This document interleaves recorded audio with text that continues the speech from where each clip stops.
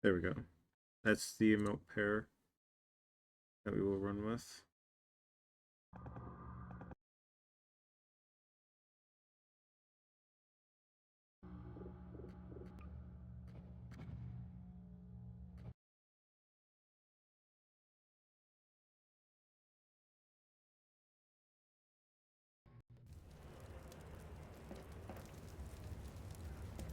Better get going. Attention. Get going now. Unidentified person of interest. Confirm your civil status with local protection team immediately. Honestly, I didn't register that they were talking about me the first playthrough on those PA systems. Attention protection team. Huh? Status invasion in progress in this community. Why can't they grab it? Isolate.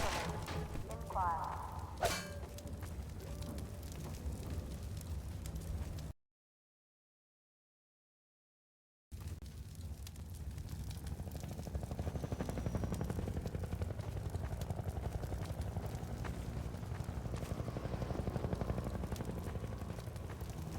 Particles. For the source engine, we invested in expanding particle and special effects technology. This allowed for more realistic and complex particle movement, as well as more intricate shapes and shader effects. In particular, adding bump mapping to our particles features made a huge difference in the volumetric look of them. While later iterations of the source engine include a powerful particle system editor, the original version used in Half-Life 2 relied on handcrafted effects, each requiring a programmer to meticulously build the effect manually, which was a pretty labor-intensive process. Oh. Particles. For the source engine, we invested in expanding particle and... Okay. So I just wanted to read a little more of that. I do wish I could just pause it so I could just read it a second time, just to make sure I absorb the information. Fire do always be impressive to see as it progresses, though it also seems like the hardest thing to do. Never as impressive as water, ironically, but it's still impressive. Just because water is just that mesmerizing to specify.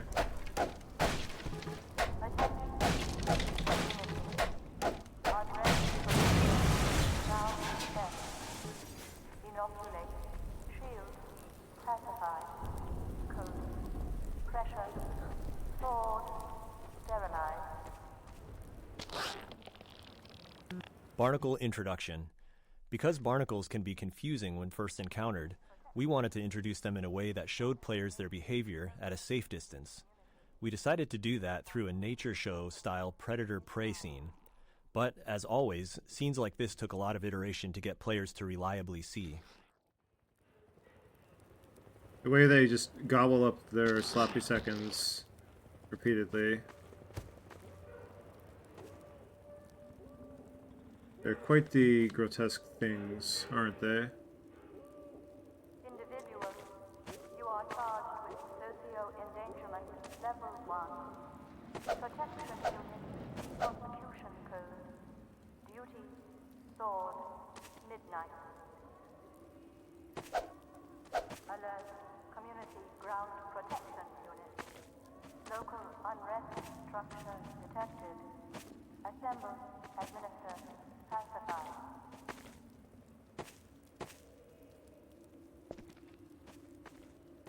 Eventually you have to grab me, right? Alert, community ground protection unit. Local unrest structure detected. Assemble, administer, pacify. Oh, okay. It took a while. I just had to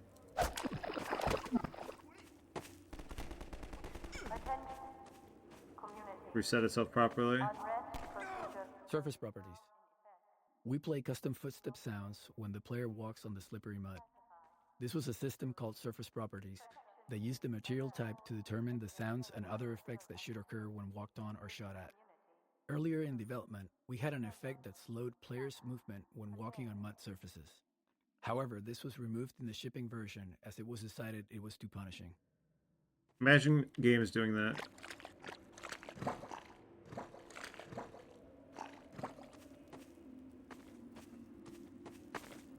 Imagine being punished by stepping in the bog. Community ground protection unit. Local unrest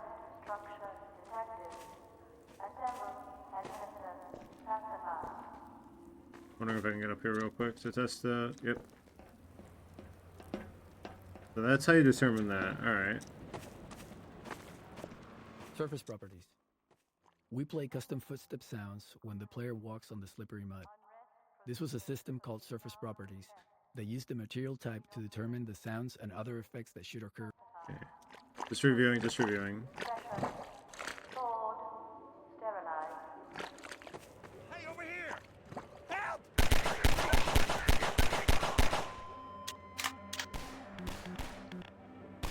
Mounted gun gallery. There are a few things going on in this scene. The turret firing at the breakable crates behind teaches players not to take the threat head-on and instead utilize the sewer route to defeat it. And when they reach the turret, players enjoy using it in a shooting gallery with a wave of Combine soldiers and dive-bombing scanners. We also begin to introduce the missile-firing Combine APC that pushes the players along and will show up again later in the chapter. Attention. Community. Unrest procedures code is now set. Inoculate. Shield. Compromise.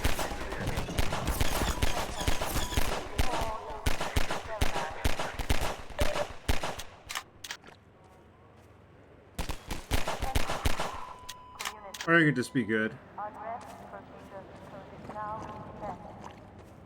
Inoculate. Being good is an option for those who are willing. Pressure reminder. Sword in action. Sterilized. Seriously. Report counter behavior to a civil What the protection fuck? team immediately.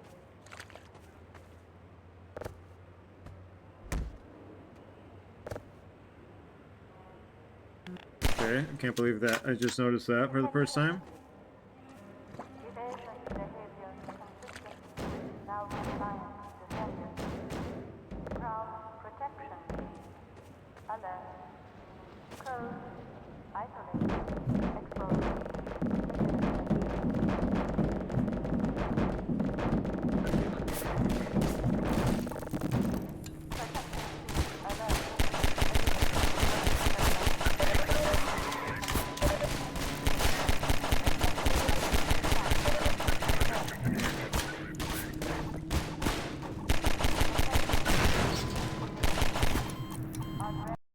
That was not good enough, unfortunately.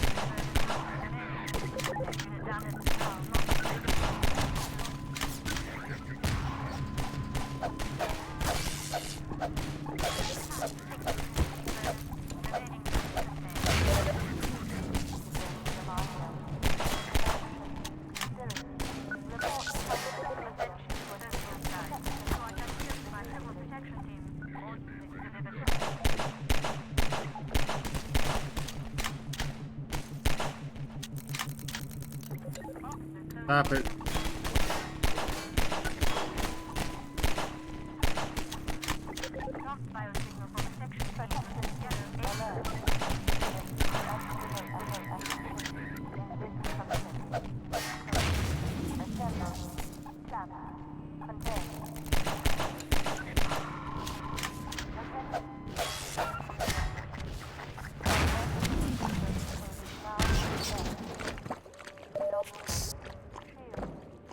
I didn't give a chance to use it.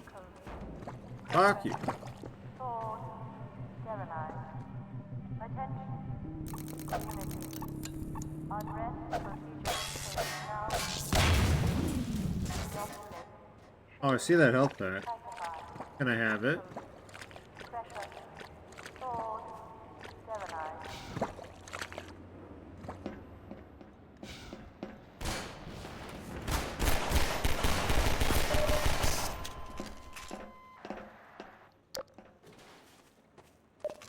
Station 12, come in. This is Station 8.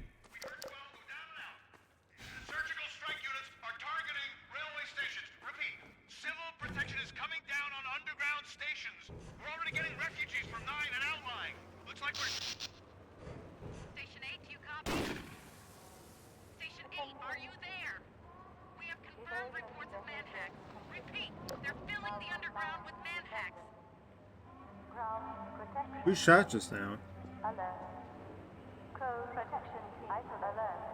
Evidence of unusual activity in this community. Assemble. Plan.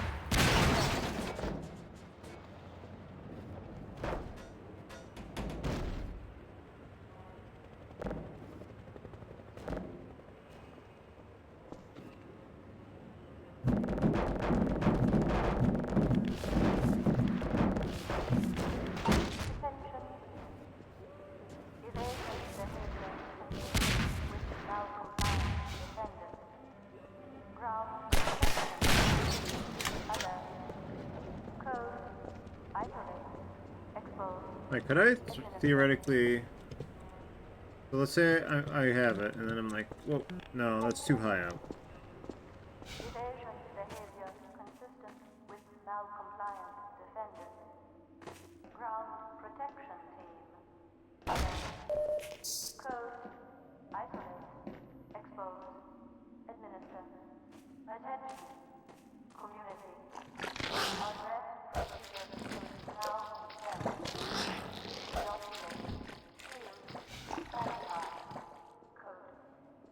Hello, Pims.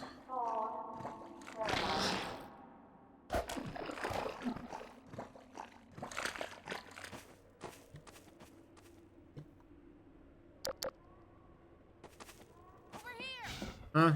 I forgot she was here. Keep going, friend. That station was raided, but there's others up ahead. I'm gonna stay here in case any others come through. Gotta keep the railway alive. Damn, her eye is a bit red. She is not gotten any sleep. Kind of relatable. Not really. I woke up at 1 o'clock. But tomorrow I might not get any sleep. We'll see.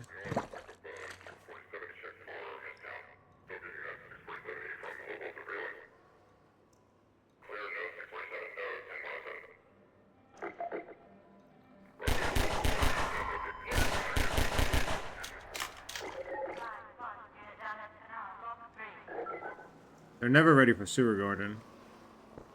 You know what I mean? He just fucking left. He wasn't having any of that shit.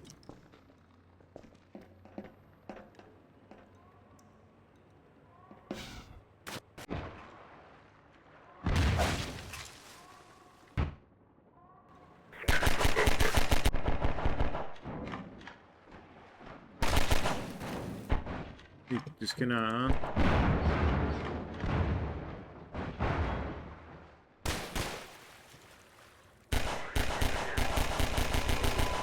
Oh, gun?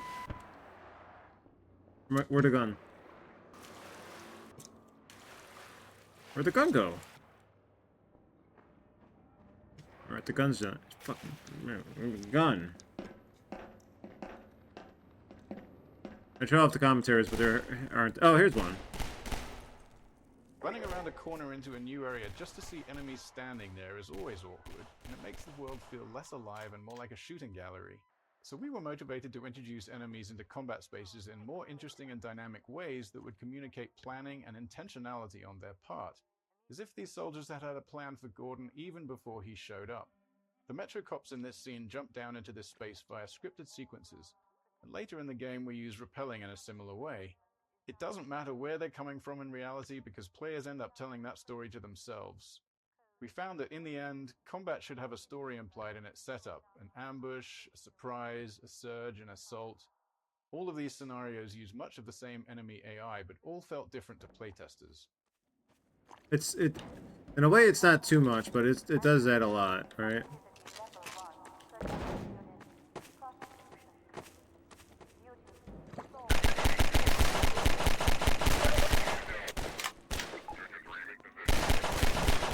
How did you miss Gordon? We're gonna have a talk later.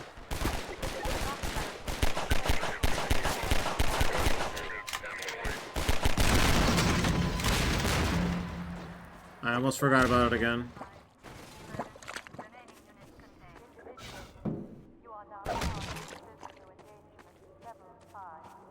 Level 5. Can I get level 10?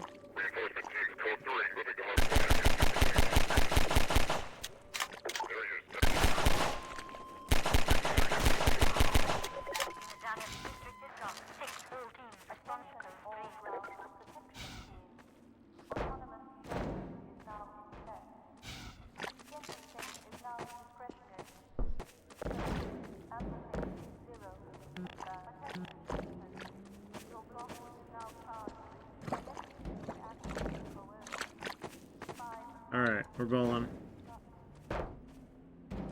No! Here, take this.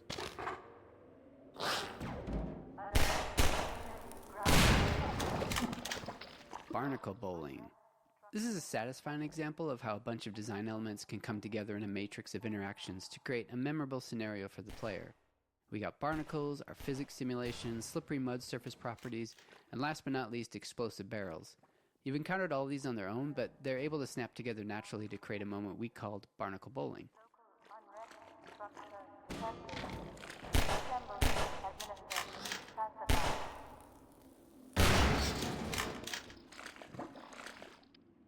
Are they all dead? Alright, cool. Alert. Of anti-civil activity in this community. Assemble. Stop. Contain. They're all dead?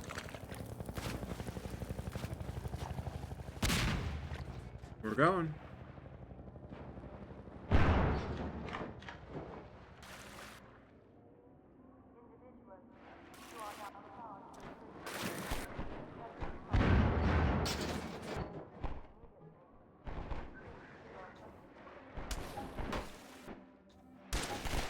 Who's shooting?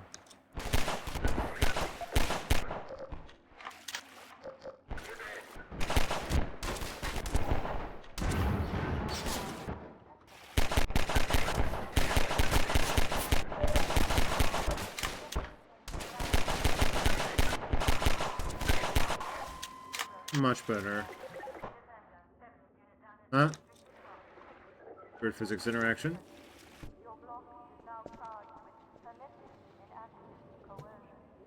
Oh, the whole block. Uh-oh, sorry. Sorry for causing problems for everybody. Won't happen again.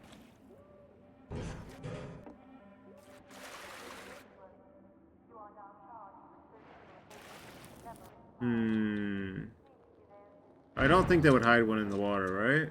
They might, but I don't think so.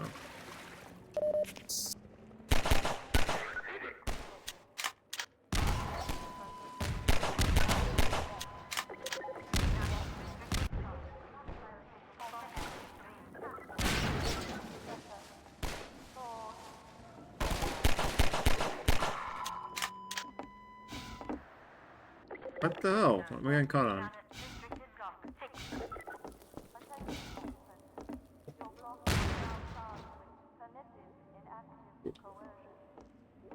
Why is there just a random line here? Oh, I see. Okay.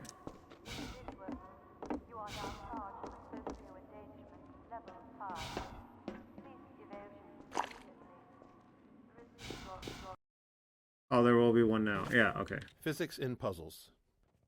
Often, simpler mechanics encountered earlier in the game are pulled from more complex ones as a form of training.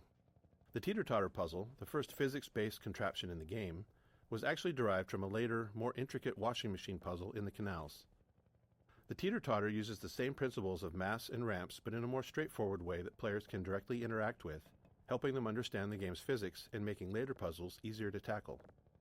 This puzzle also highlights the analog nature of the physics system, with the placement of cement blocks and the player's own weight both factoring into the solution.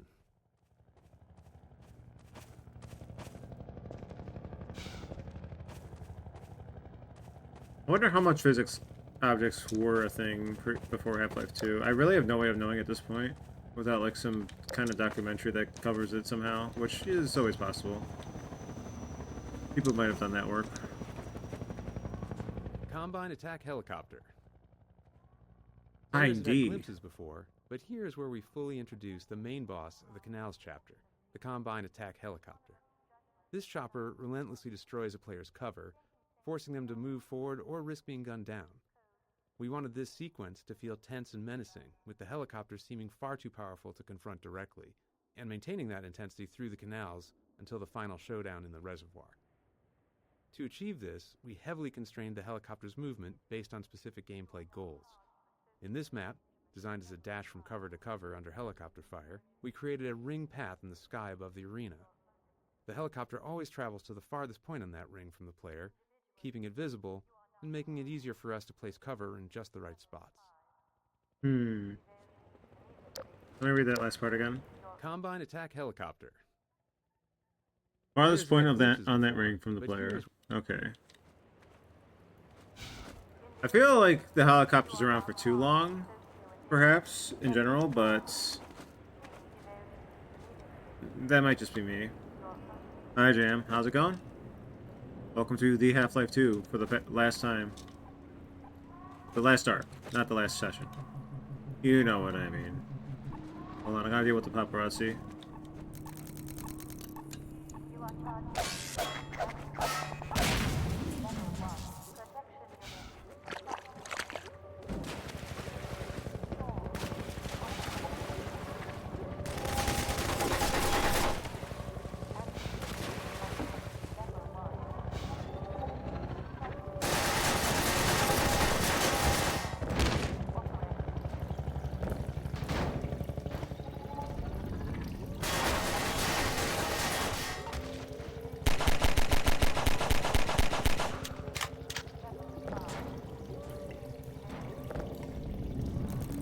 Oh, you fucking fuck! Stop flashbanging me.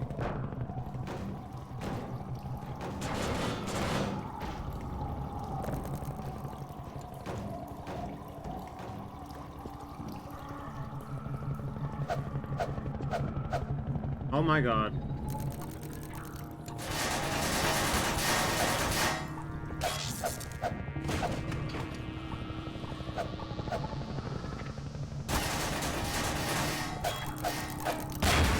You fucked up that time, buddy. Or close the door. No closing. How am I doing? I am, I wish I had more energy. But I'm feeling fine. I'm feeling solid, you know?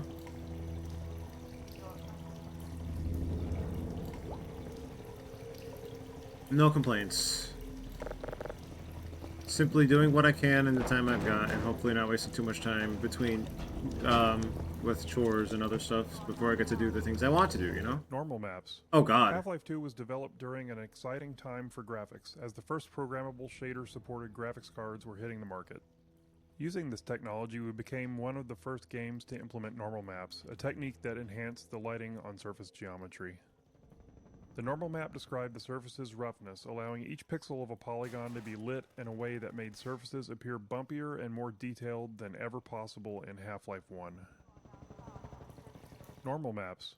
Half-Life 2 was Normal developed maps. during an exciting time for graphics, as the first program. Okay, hold on. Let's quick save it. I want to Normal see how this looks out Half-Life 2 here. was developed during an exciting time for graphics, as the first programmable shader-supported graphics cards This is were hitting cool. the I like when they fuck with the Using this UI technology, we became to show one of something. the first games to implement normal maps, a technique that enhanced the lighting on surface geometry. Oh, that thing Normal goes map flies described the low. surface's roughness. Normal maps. Half-Life 2 was developed during an exciting time for graphics, as the first programmable shader-supported graphics cards were hitting the market. Using this technology, we became one of the first games to implement normal maps, a technique that enhanced the lighting on surface geometry. The normal map described the surface's roughness, allowing each pixel of a polygon to be lit in a way that made surfaces appear bumpier and more detailed than ever possible in Half-Life 1.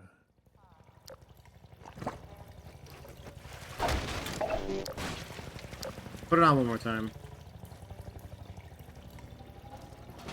Normal maps.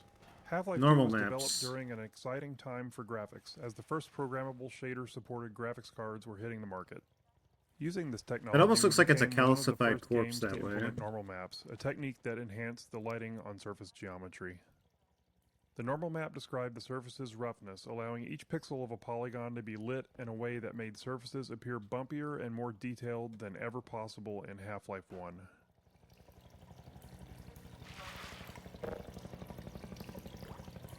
Normal maps. Do we do it one more time? Yeah. Normal maps. Normal maps. Half-Life. Okay. I'm anxious to get stuff done, you know? I'm trying my best to not let that affect my actions and I know, but it is a feeling. It is a feeling that almost just got me killed. Okay. That is pressing upon me. the amount of task I have to do.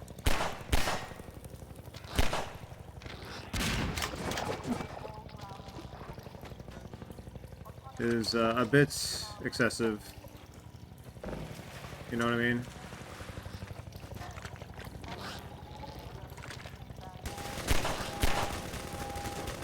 Oh, so they're all layered into each other, so they keep grabbing it as it's dropping, so you're not going to waste the explosive barrel. That's the design intent there, I see.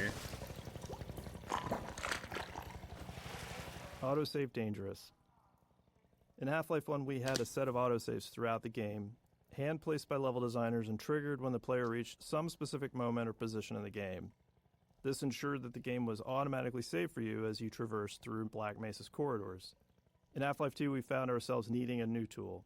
The problem arose in some of the more complex arenas we'd built. Some of those encounters would last for quite a while and features multiple sets of enemies. Others were long, sprawling mixes of exploration and combat without any clear separation between the two. We never want an autosave where the player is in danger of dying right after loading the game, because that could place the player in a death loop. If you played enough games back then, you definitely found yourself in this situation at least once. Halo. So unless we deliberately crafted pauses in every arena's flow, there wasn't always a safe place to put an autosave. After some experimentation, we implemented a feature called Autosave Dangerous. This was a level designer tool that combined an autosave with an associated time frame. When triggered by the level designer, it immediately saved the game, but kept the save off to the side, not available as a save game to load from. If the player then stayed alive for the specified time frame, then the save would be committed and used as the most recent autosave. Oh. This allowed level designers to put an autosave at a reasonable place or time in an arena, specify a time, like 30 seconds, and if the player was still alive for 30 seconds, the autosave would be used. That's neat. That's, you know, in a way that's kind of like the... In a way, in a very vague way, that's kind of like Dark Souls, the way the bloodstains would be recorded. Because when you die in Dark Souls, or the game that borrows that mechanic, where you're reaching for your bloodstain to collect your resources, it won't put it exactly where you died. It'll put it in a lead up to where you died. Say, I don't know the exact time frame, it could be 15 seconds, so that you're able to retrieve it and not have it just hanging off a cliff or in a spot that's just totally fucked. Since that game, those kinds of games don't normally have a save system where they're always active kind of games. The Dark Souls, at least, like the other games that borrow that mechanic in different ways, have saves could have their own save system to work with, like Hollow Knight, for example, and the Ghost mechanic. But it is an interesting thought to have to reconcile regarding how and when games save. And while players can make their own saves, they will forget to at times. We are all none of us are immune to forgetting thing, you know what I mean?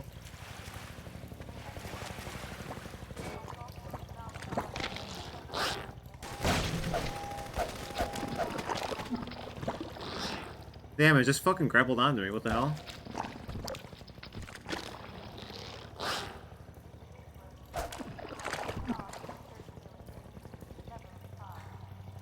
I'm doing great. Thank you for the. Thank you. I appreciate the pep talk, the cheering. Thank you for the cheers. Thank you for the the morale boost. Sometimes I do want one. I am only human.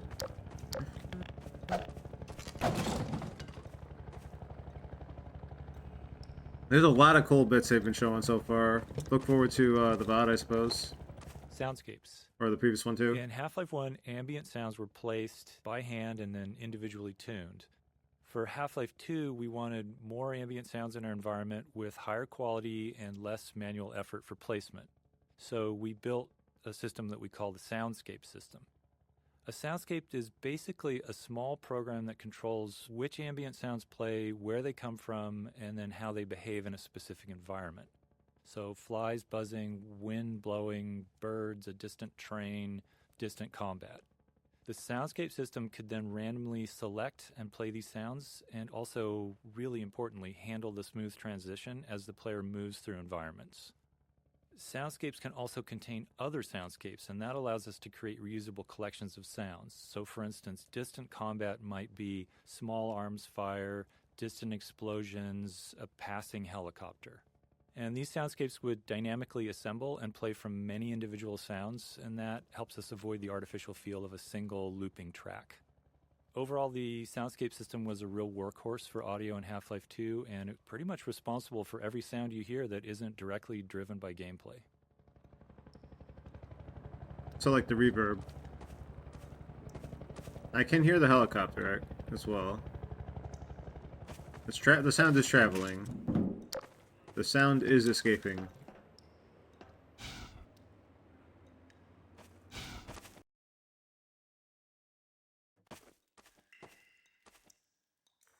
Alright, Pims. Again, part 2. In that case, it is legit impressive for me how meticulously you plan your long to-do list. You get through the stuff you want to. I want to do everything, though! Every time somebody mentions a game, it's like, I want to do that. I do want to do that. I do kind of want to do that. Well, not every game, but like most games, you know? Like, to reiterate, I've barely finished anything this year so far, is the real issue here. Like, I finished Void Stranger, quote-unquote, but I could go back to it, and we'll go back to it, hopefully. I finished Another Crab's Treasure, but there was a New Game Plus update, so we're gonna go back to Another Crab's Treasure. And now we're doing Zero Ranger, because we're doing Zero Ranger. There's just too much to do. And none of it ever is over. And, you know, I'm gonna open up Rain World again, right? Like, you know, it's never, nothing's ever truly over right now, and I need something to be over. I just do, you know? Like, Void Stranger, for a normal person, Void Stranger will be done, but there are things I want to look at, still.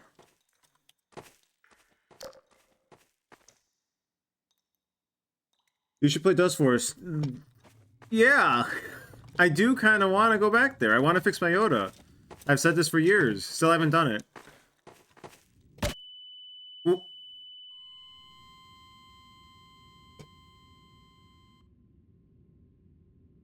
Why did that explode? Gordon, why are your ass so fat? Tell me thick. Swear to God. I got the ground pound technology, apparently. What the fuck was that? Alright, hold on. Let's try that again. Oh!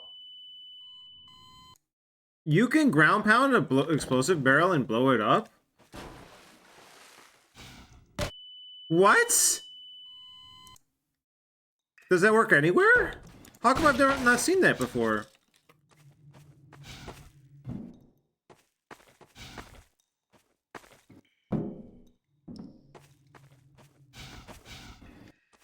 Okay, I need this somewhere lower that's not the water. We need to test this right now. There was an elevated spot over here, right? Oh, this is a loading zone. That's okay.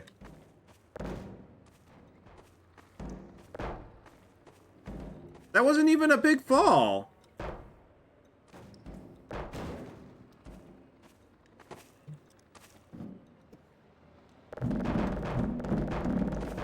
Okay, so theoretically this will explode.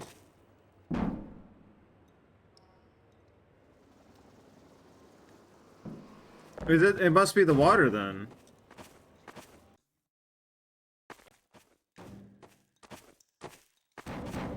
I don't know what else it could be.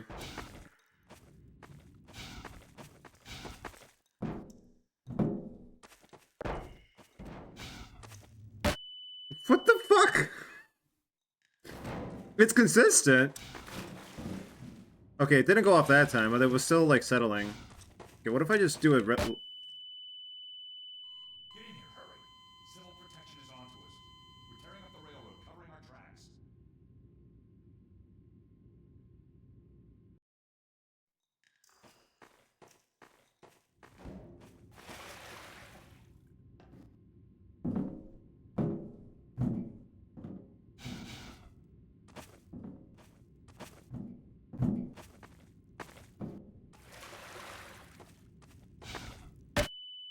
Okay, I don't get it.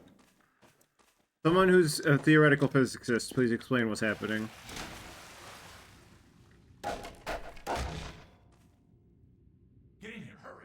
Civil protection is onto us. We're tearing up the railroad, covering our tracks. Manhack Map. We called this guy Manhack Map. We wanted to give players the sense that hundreds of citizens inhabited the hidden nooks and crannies of City 17. At this point in the game, it had been a while since players had seen a citizen, and we wanted to explain the significance of the Manhacks, which was the first physics-based enemy that we created. In the original concept, there was a video arcade in the city where players could fly Manhacks around to attack virtual citizens. What the hell? Eventually, players would discover that the Manhacks were real, and so were the citizens. Oh, As God. the Combine occupation became more fleshed out, this idea of a video arcade became an odd fit and eventually fell by the wayside.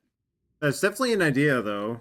I don't know where you could apply that, but that's definitely something. That's definitely fucky in a way. That's really unique.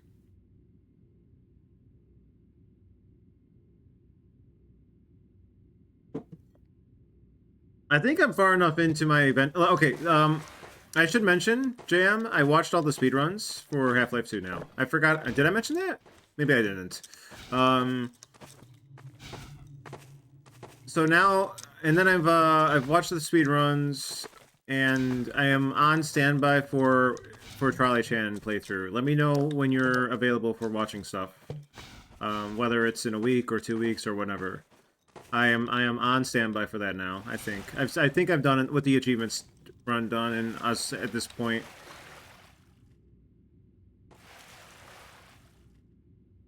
Barrel get really hot and blow up. Oh, it's the water. It's like 80-degree water, 100-degree water. It's boiling water, but our magic suit prevents us from taking damage.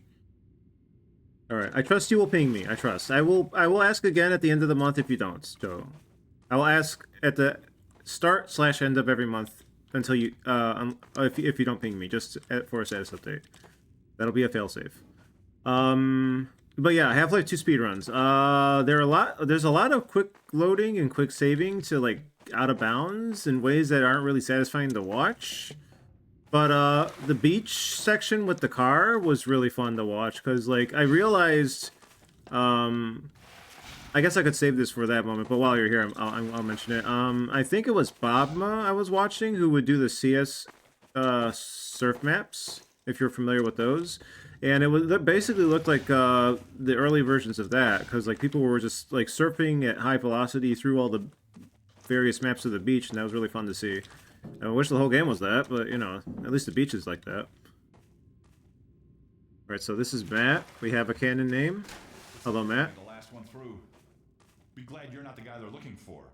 Poor bastard doesn't stand a chance. Damn, Sounds yeah. like calling in every CP unit in City 17.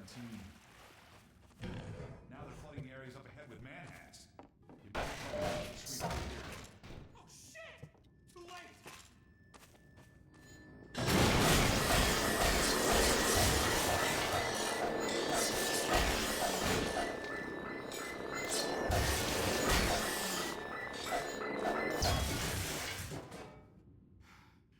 That was a close call.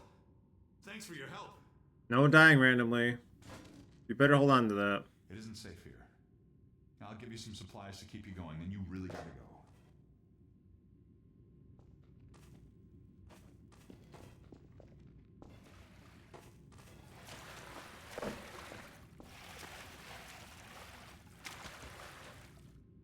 Did I watch episode 2 runs? Yes, I did. My brain is blanking though. How did those look? I watched full game runs for episode 2 and 1. I watched episode runs for Half-Life 2 just because like those seemed more interesting than like the full game runs, the way people were doing the full game runs. I don't know if there were ILs at the episodes. I assume so. I wasn't sure if I was gonna get anything out of watching those though. Moving phase 2 this weekend, so maybe next week. Maybe the week after. Gotcha. The backwards hops. I'm trying to think. What was episode 2 again? My mind is blanking so much right now. That's when you're out in the countryside. There's definitely some fuckery going on in there. God, I just watched it and I don't remember. Fuck, I've been watching too much. I've been cramming too much into a short time. Been watching the Void Stranger speedruns as well, or at least the ones I know are safe to watch. Yes, I was warned not to watch the speedrun even though I thought I was done with the game, don't ask.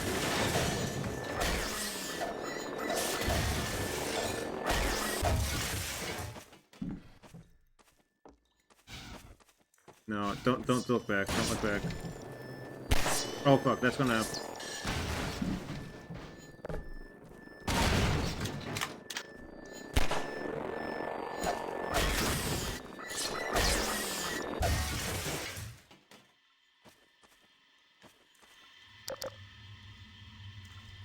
Yeah, it's the physics, the way you can slide around and just effectively surfing through the maps looks really fun and good. I could see if that was a motivator for some people to play the attempt the speedruns to begin with.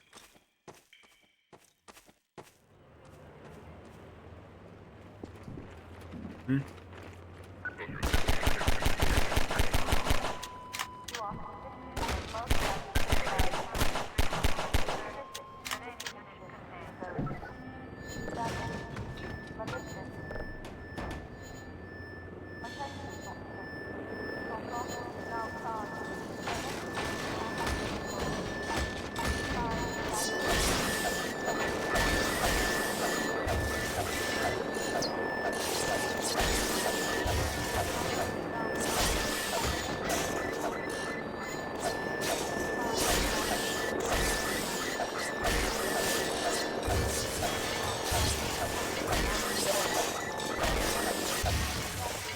Why you no die?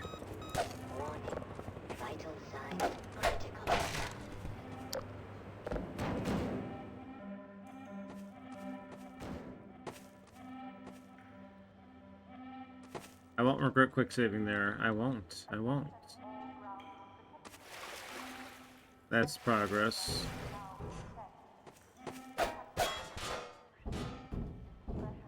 Okay, time to get ready.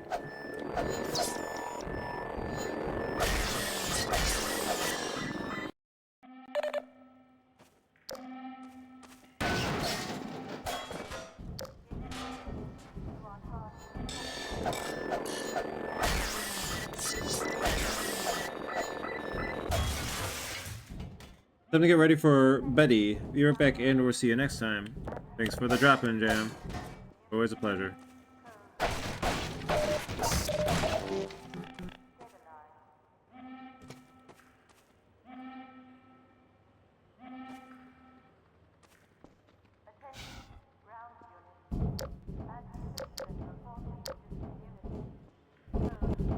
Oh yeah, that had the car too. That's right. The train and the car.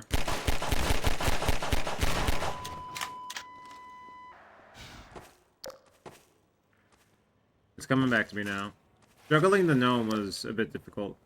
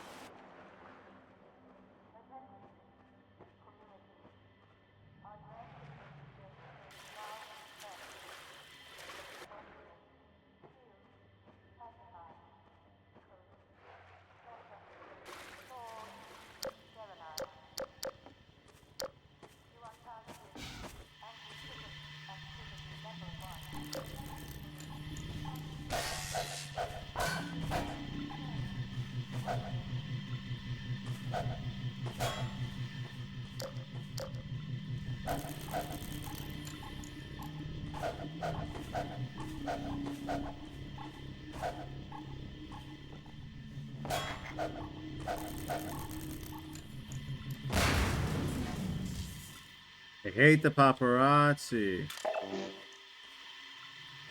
May they perish.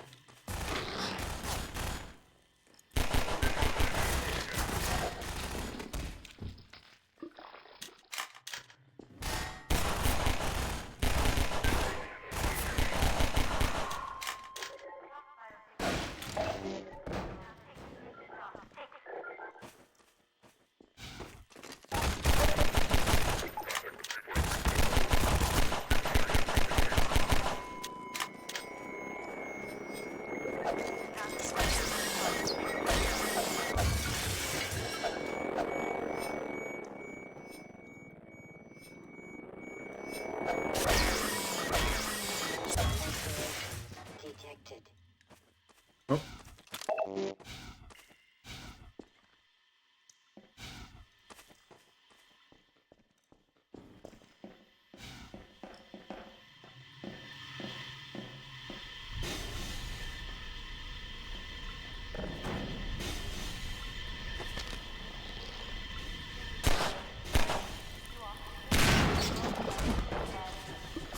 Ow, I forgot about that.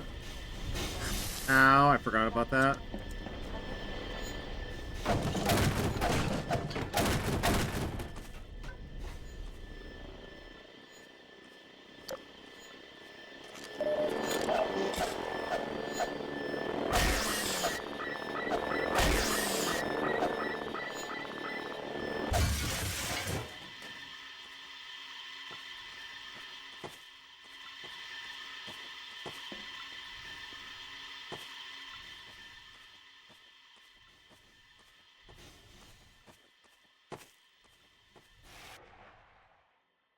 It's been 5 years since the last commentary.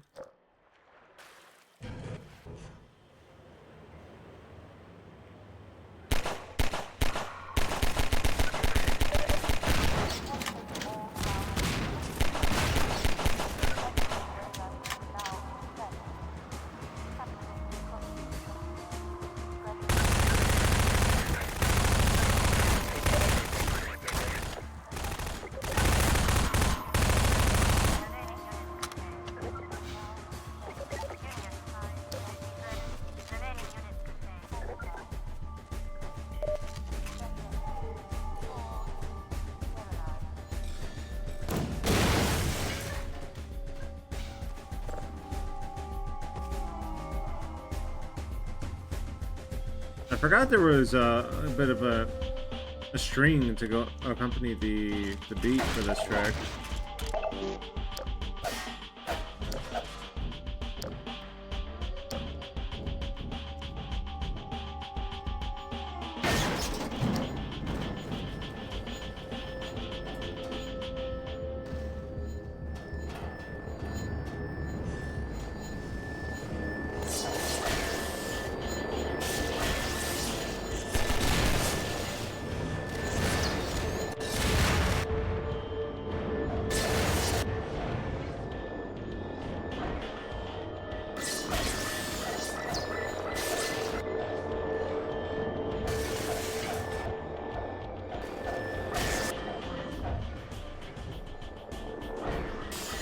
They were really good at pathfinding, I gotta say.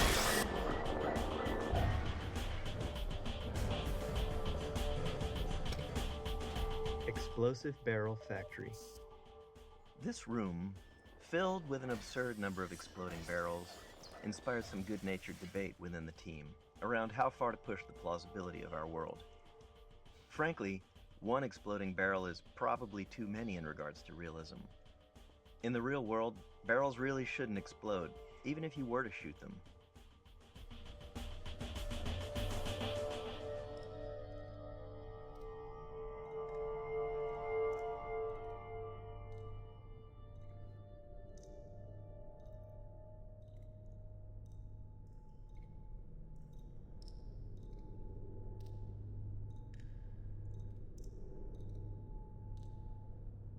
1 sec.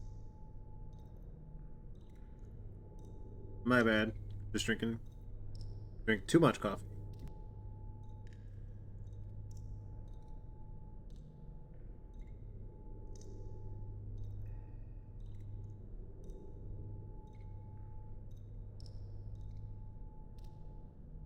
That's why you always have water nearby. Oh. You can never have too many explosive barrels, though. Not in video games. Realism be damned. Sometimes you just gotta blow up a bunch of dudes. Explosive barrel. Okay,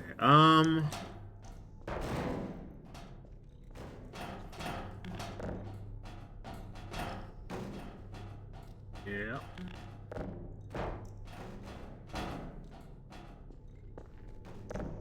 Stay up there.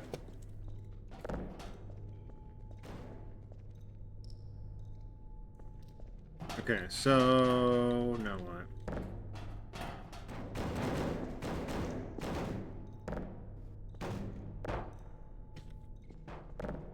Come on. Wait, I could just, if I'm good, I could just do this, right? Yeah.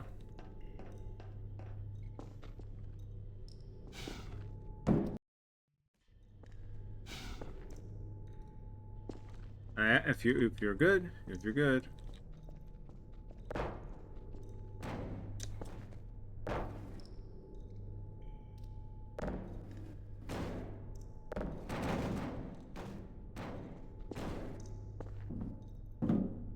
Wasn't there supposed to be a thing here?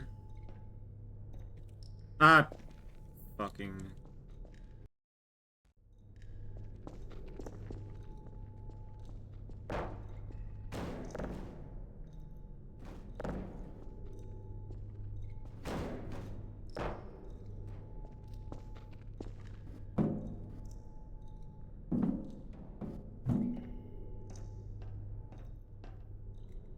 I once again overshoot it.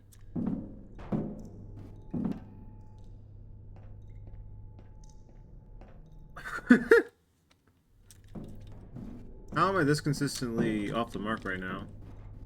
Something is wrong.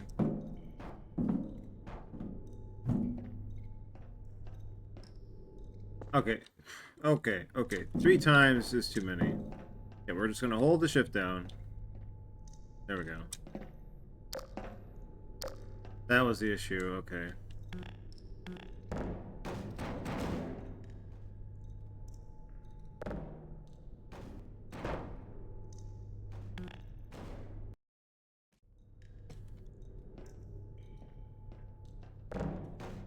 I just want the thing. Just give me the thing.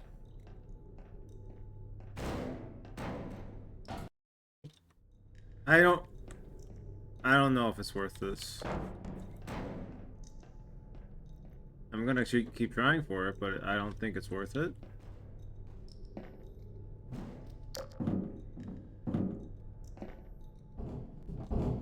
I wonder if this is only here because it like the explosive barrels like killed 1 or 2 manhacks up here.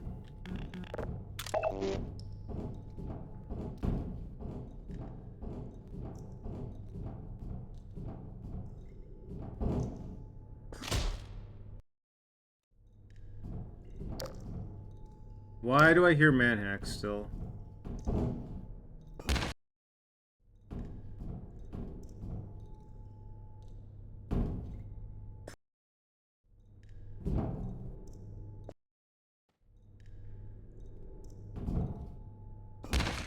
Not gonna happen, is it? Okay.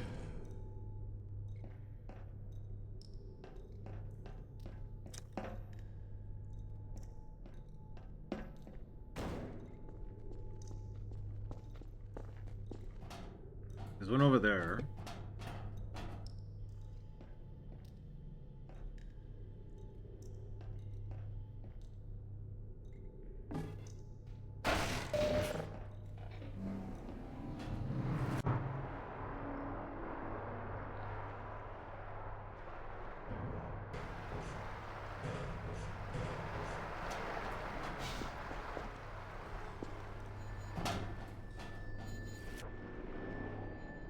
There's no way they can catch me, right?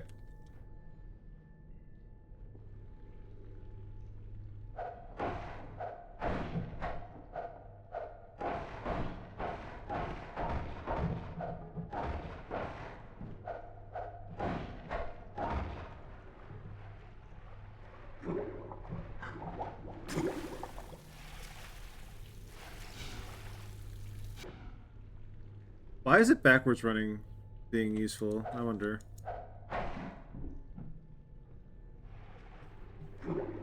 Oh my god. Stop drowning, Gordon. Learn to breathe underwater for me, as a favor to me.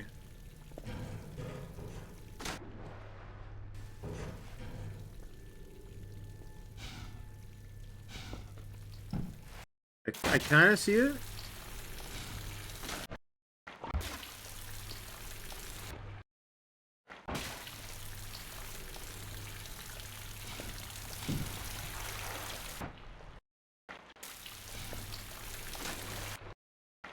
Not from that angle.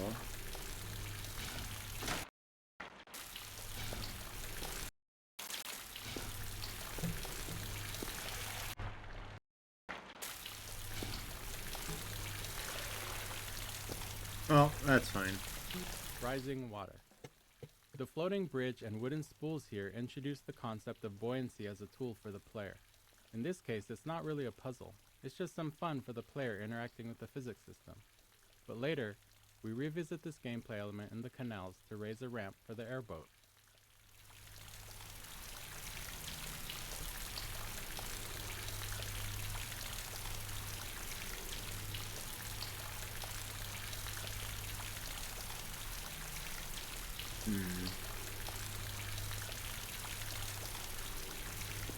Let's just see what's inside. I don't need health. I don't need health.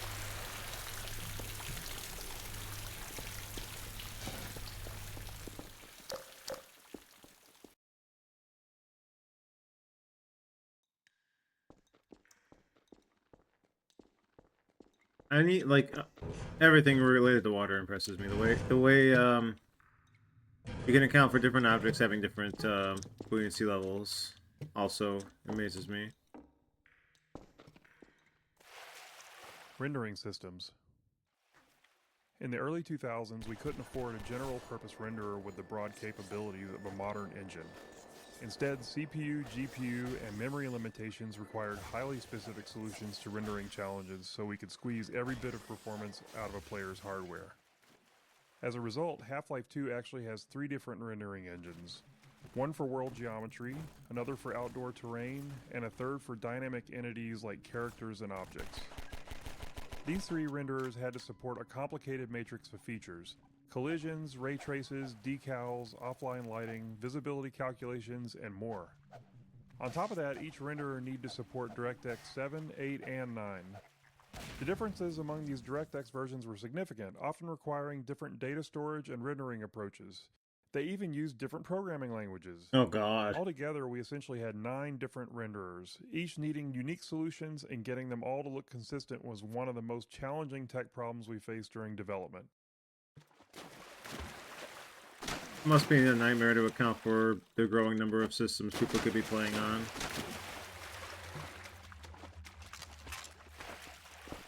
I do not envy the development efforts required to account for that in particular.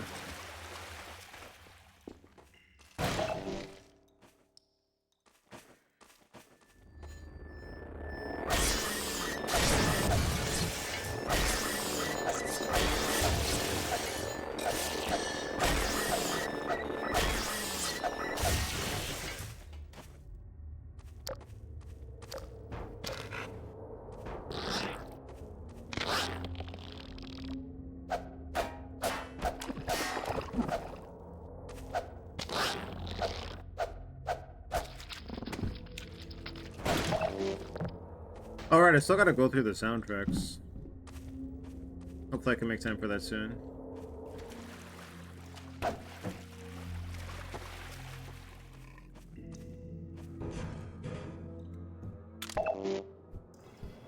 Oh.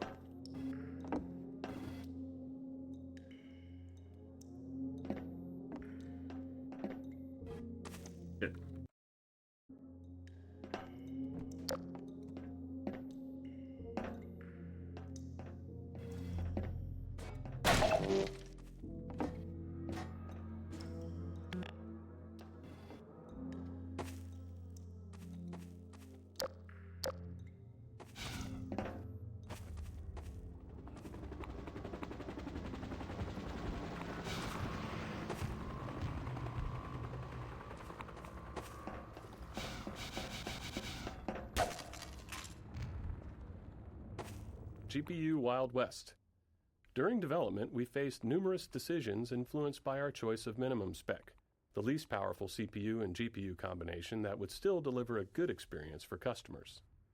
In the early 2000s, there was far more variety among GPUs than today, with wide differences not only in speed, but in fundamental approaches to rendering. But at the time, we had no real data on the hardware our customers were using. What CPUs and GPUs did they have? How much RAM? Which version of Windows? We reached out to Microsoft hoping they might know answers to questions like, how many DX7 cards are in use? Or DX8? Unfortunately, they didn't have the data either. Realizing we were at risk of making bad decisions without these insights, we developed an analysis tool that allowed players to report their hardware specs to us and integrated it into the early version of Steam. The data was so useful that we decided to make it public, launching the Steam Hardware Survey in April 2003. It's been helping us and hopefully other developers make informed decisions ever since. Steam has done so much good. Overwhelmingly.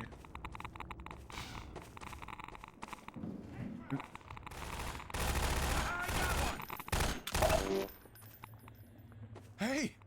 You're Freeman, aren't you? We got word you were coming. You got here at a bad time. Black Mesa East to Station 6. Do you read? Dr. Freeman is on his way downriver. Lend him the airboat and give him all the help you can. Repeat, Gordon Freeman has returned. It is critical he reaches Black Mesa East. We've got some ammo in those crates over there. Help yourself to supplies and keep moving.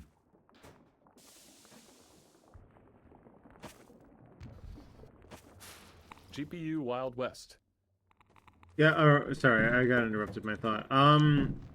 It's so easy to just zero in on the bad company do these days, when most of the time they do more bad than good, but it really is hard to imagine Steam doing more bad than good. Currently at least, and hopefully that always remains the case. Dynamic shadows. With a focus on character and physics objects, we felt a dynamic shadow system was necessary to render them all in all their glory. In 2003, GPUs didn't have any dedicated shadow capabilities that they have today, so performance was a tricky problem. Our eventual solution went something like this, running every frame. First, find all the objects that might have shadows in view. Doing this meant figuring out which objects were in the view frustum, or slightly behind it, to catch entities that were off-screen but whose shadows might end up on-screen. Then we'd render a black shadow version of each one of those objects into a single shadow texture. For that render, we'd use the lowest level of detail model for the object to be as fast as possible. Finally, we'd use the shadow texture to draw each of the shadows into the player's view, darkening the already rendered pixels. We'd carefully cut around each shadow in that shadow texture to ensure that they correctly overlaid each other in the case where multiple shadows overlap. It's neat to look back on how we did these things, but ultimately we're a lot happier today, where GPU hardware makes it a much more straightforward problem. Shoutouts to the advancements in technology when they do what they're sometimes we these advancements be going in weird directions we don't really care for. Head crab canisters. Used head crab canisters are seen later in Ravenholm, so we decided to show them here to tell the story of how they're used by the Combine. The story is that the Combine have weaponized Zen fauna to use them against the humans. Zen fauna? Burrowed headcrabs was added as a new feature for this section that was expanded into a larger area that is meant to show a citizen shanty that was decimated by the headcrab assault. They're considered fauna? I thought fauna was just plant life. They're showing us!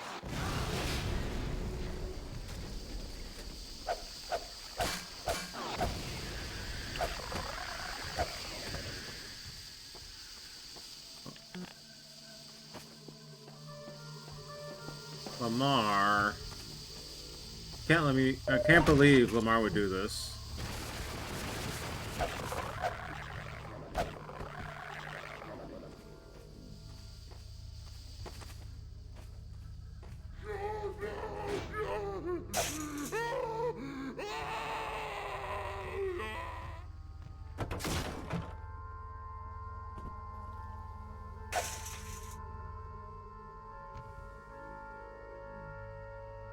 Having fun there, buddy?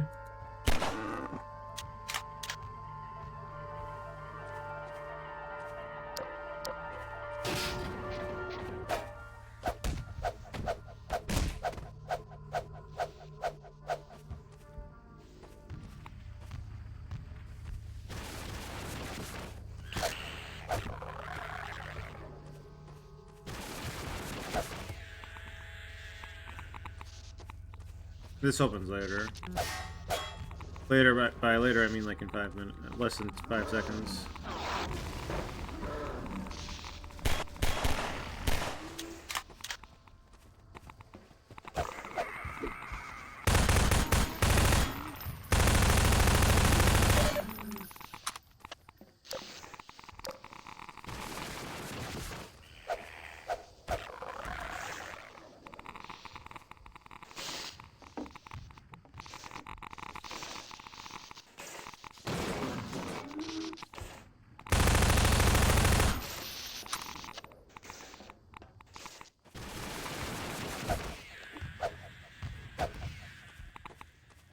It's funny how those don't show up until this. You loop back into it, and you have no reason to go back. You're just kind of exploring, so it's like a punishment for double-checking things, specifically, which is very funny to me.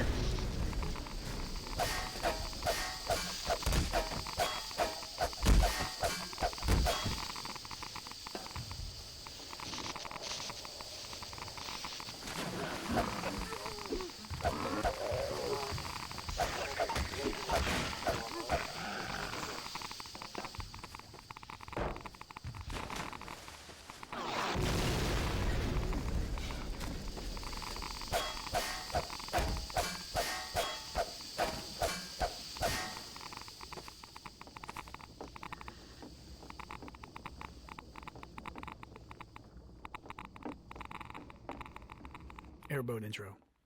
This is where the player gets the first vehicle of the game, the airboat. We wanted to create a safe space for players to practice driving the airboat for as long as they wanted before moving on.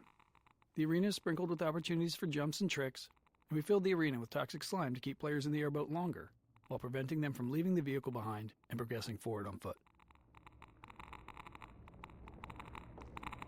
Combinatorial shader explosion. Rendering became much more complex during Half-Life 2's development with the addition of hardware shaders, small bits of code controlling how each pixel on a surface should render. In 2003, shaders were far more limited than today. Half-Life 2 era shaders lacked conditionals and had severe code size restrictions. This meant no if-else branching logic to adjust based on different conditions, and no large shaders with broad feature sets. Also, compiling shaders as needed was just too slow to be useful, so we had to pre-compile them. To work within these limits, we had to compute every possible shader combination and store each one individually as its own shader. For example, if a shader affected a surface based on a single light source, we'd need another shader version for 2 lights, another for 3, and so on. And it was combinatorial. If that shader also supported a normal map, we'd need 2 versions per light, one with a normal map and one without. With features like texture blending, vertex tinting, specular highlights, alpha testing, and various other light types, directional point and spotlights, our shader count exploded. By release, we had thousands of individual shaders. Shortly after, we released Lost Coast, adding HDR support, which doubled the shader count again. Once compiling shaders on the local developer's machine started taking too long, we switched to distributing the shader compiles over the entire network using VMPI.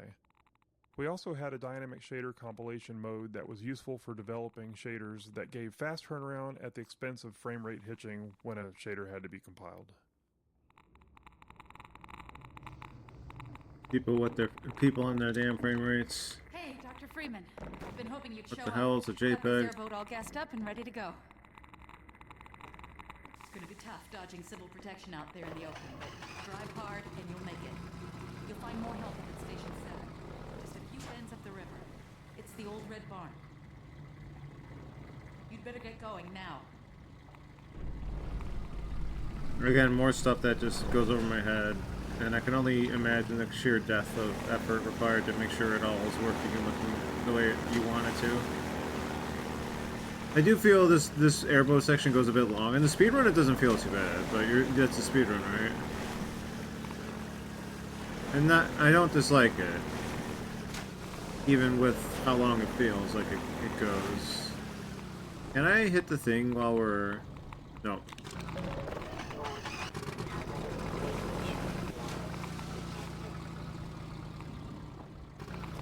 Fighting motion sickness. In early playtesting, many players developed motion sickness while driving the airboat. While trying to fix this, we discovered several factors that contributed to it.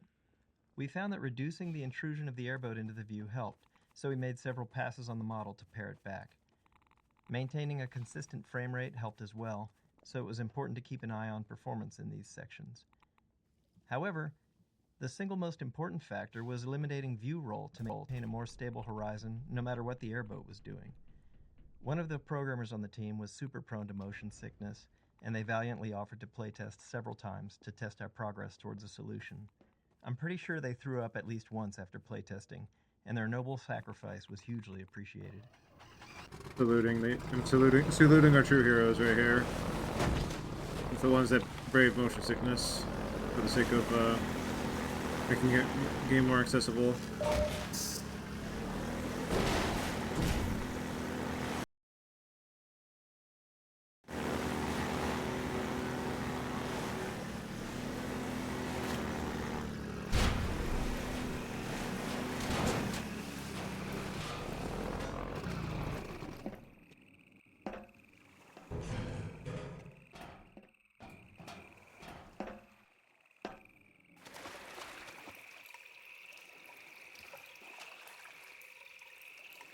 See you.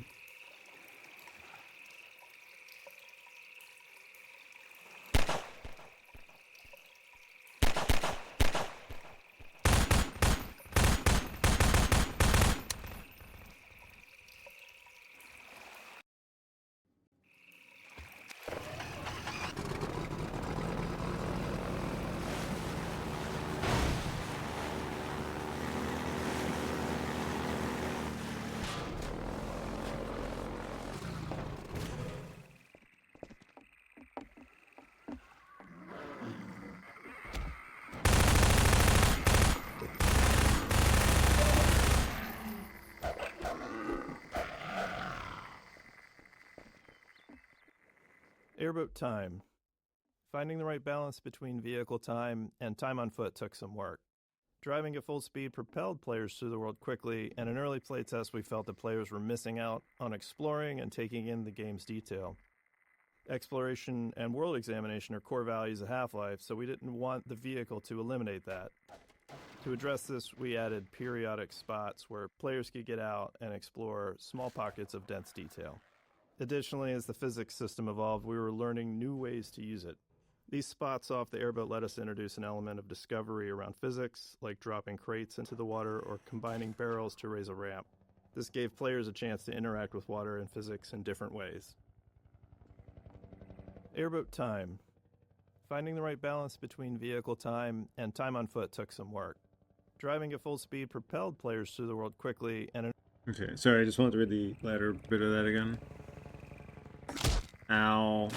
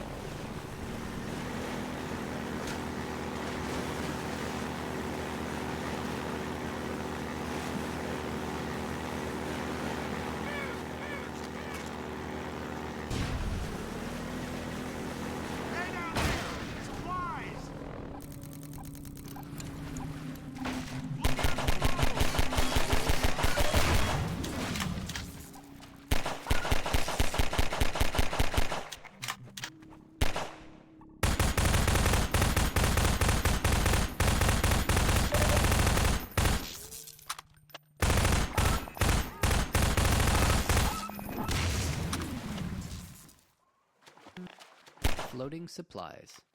In the alpha playtest, the canals were sprinkled with floating supply crates that players could smash with the airboat to collect the supplies inside. The mechanics were somewhat gamey, but helped keep the flow of the gameplay going, allowing the player to resupply on the go. To help make the premise more plausible, we wanted to tell the story of how the floating crates ended up so conveniently placed along the player's path. This scene of the citizens dropping supply crates helped sell that fiction, while also making the canals feel more alive. It also made players feel more heroic and important to be helped by so many supporting characters. That last line is touching up upon what I was saying last session earlier today regarding feeling like I'm fighting for a people. The way they have all these nameless folks for us to interact with.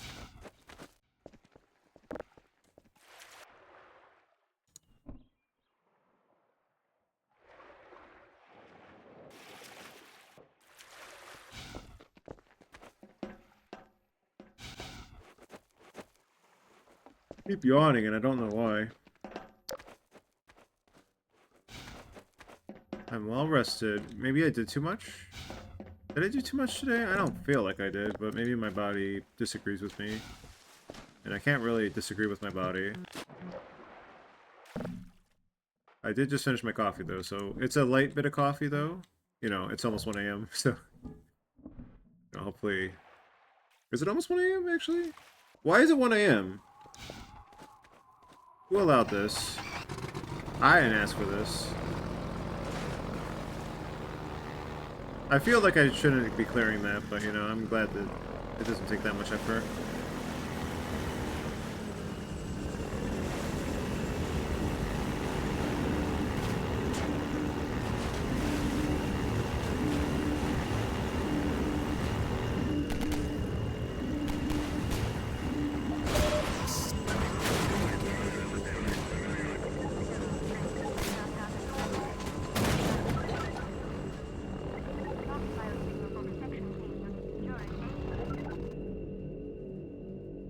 So I watched a compilation of all the G-Man sightings. Apparently there's one here. I see it. It's very blink and you miss it though. Never would have seen that one myself.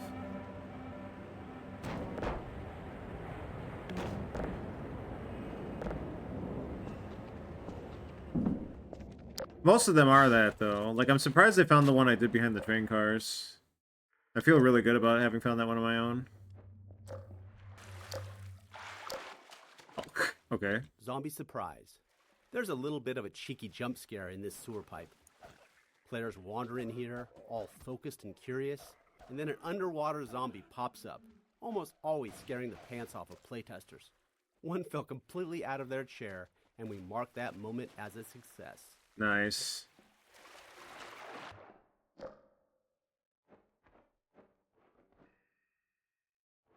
I don't know what it is about this lighting right here. It really feels good. Shining through the water like that. There's a moment in Mario Galaxy 2 that really effectively does that. That sticks with me to this day.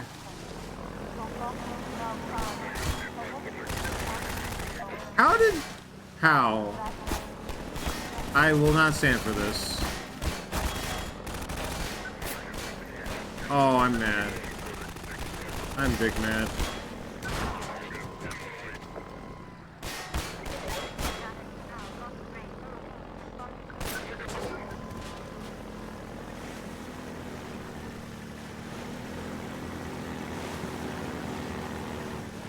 Right.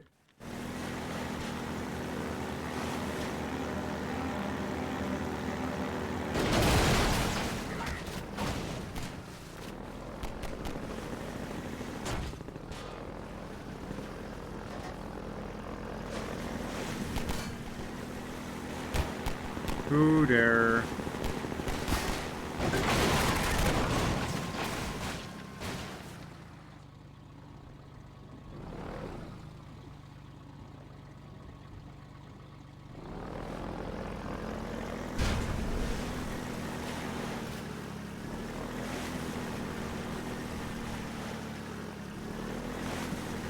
This is where I'm worried I'll miss one.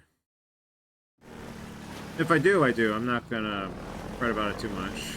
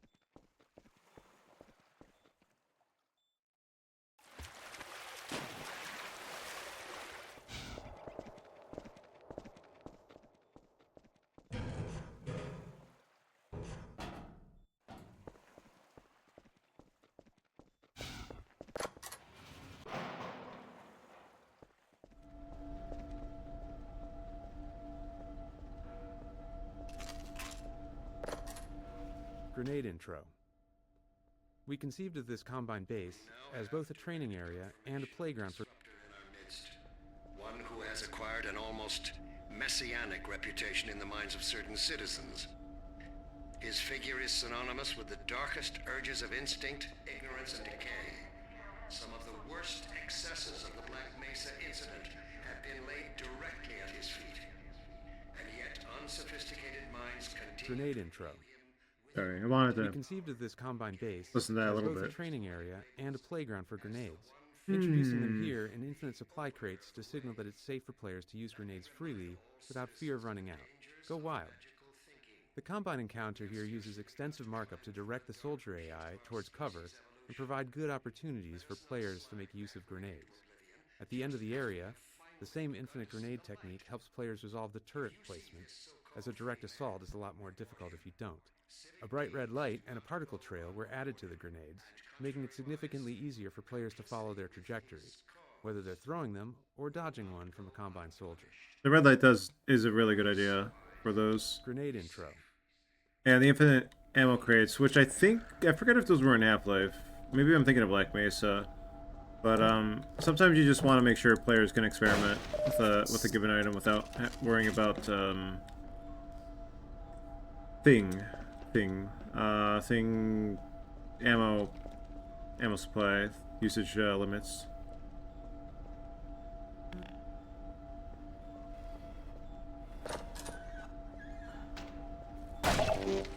There'll be time for that later, you know?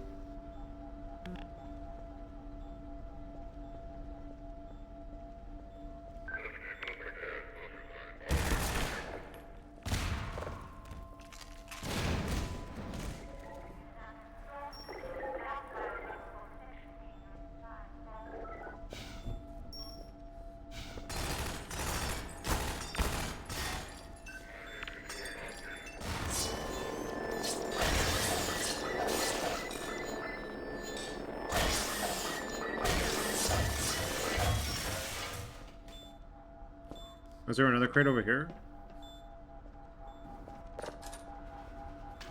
Yeah, okay. Air resistance. One important feature we had to add to our physics engine for Half-Life 2 was air resistance. At the time, physics engines would typically implement a general damping feature for slowing objects down as they moved, but this merely removes energy in a symmetric way. In order to create more believable motion, we decided to simulate air resistance instead. This allowed us to get asymmetric behavior, where the amount the object was slowed by moving through the air was different depending on how much surface area of the object was facing the direction of movement or rotation. This feature was key to making explosions and objects thrown by the gravity gun look believable. Fast-moving and fast-spinning objects are among the most expensive things to simulate in Half-Life 2's physics engine, so air resistance also improves CPU performance in cases like explosions. It is also key to presenting different materials and masses of objects. More dense objects can push aside air more easily, and this is visible. Having this effect in the simulation helps make the difference in density between cardboard boxes and wooden planks more apparent, and really helps make the objects in Half-Life 2's world much more convincing. Very important details. Very important. You do see and notice that even if you don't consciously do so, it's really important. Maybe the most important in terms of the gravity guns implementation.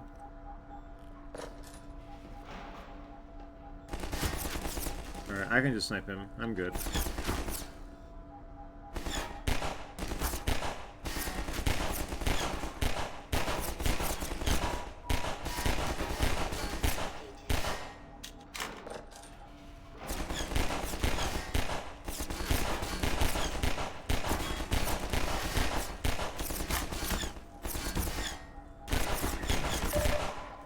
Nah, I'd win. Oh, he took too much damage though. Let's try that again.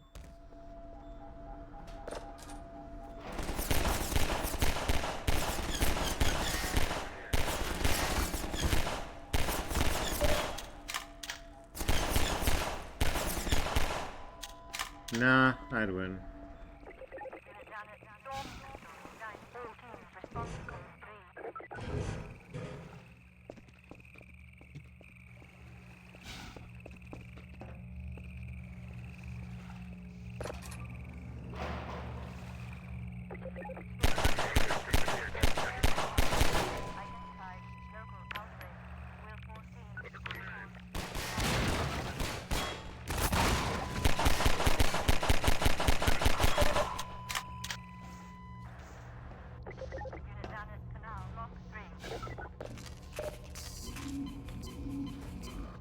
Whoa, whoa, whoa, whoa, whoa. Puzzle layers. Because players are often totally unaware of the designer's intent, which we think is a good thing, they tend to respond in all kinds of surprising ways to our puzzles. Even seemingly simple puzzles can see countless failures along the way to success. That was the case with this puzzle to open the canal gates, which required many layers of hints and cues. The sparking wheel communicates that this is where someone would normally open the gate, but some other method is needed. A few crows draw the player's eye towards the solution, in this case, a bundle of girders on a pendulum. As grenades have been thoroughly introduced, we originally wanted players to throw one to break the wooden support structure, but that wasn't obvious enough. We added exploding barrels as a much clearer clue. But even after solving the puzzle, some players didn't realize that the gates were now open, which led them to endlessly explore the base interior looking for another exit. So we had to remind them of their original problem, the broken gate. We added smoke, the alarm klaxon, and a spinning light, and it was then that we finally started seeing reliably good results in playtesting. I guess something about playtesting that I wonder about... Oh, what? We can actually climb up this? When you're trying to devise a solution, some playtesters will pick up on it and some won't. And you probably don't want to tell the ones that don't, because you're trying to make them figure it out themselves. But, once they figure it out, how do you continue playtesting those solutions? Do you find more playtesters to do thing, or I wonder how that plays out in the behind the scenes kind of sense and aspect of things.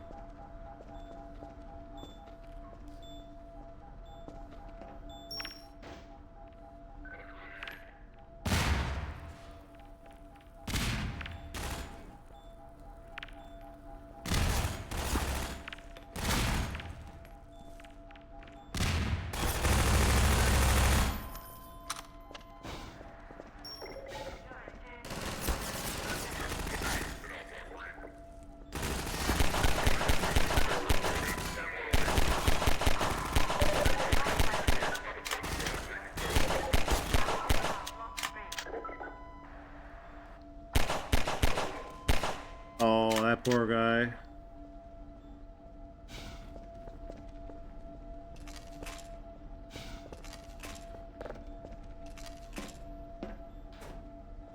Wait, was that?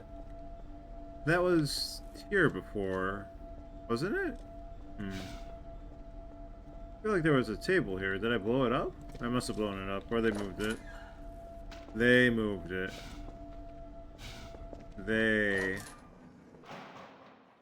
They did the thing.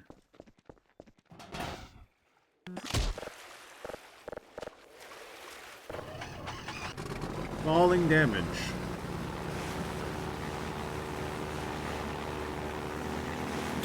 Oh wait, hold on.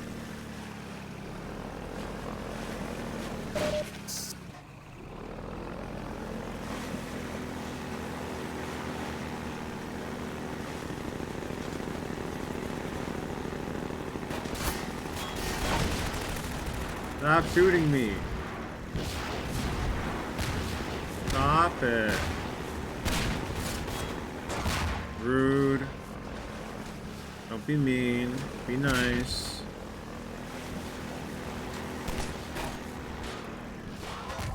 Well, I totally did. I totally meant to do that, actually.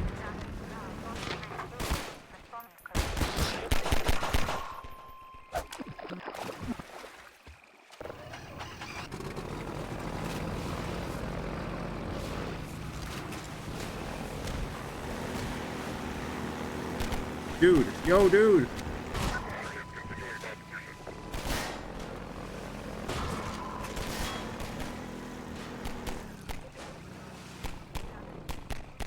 Alright, I want you to run into the barnacle. Can you do that for me?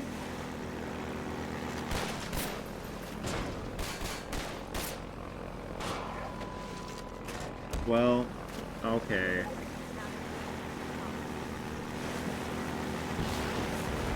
Alright, we gotta go. Oh wait, there's a thing here. Fuck you. Fuck, what? I got hit twice.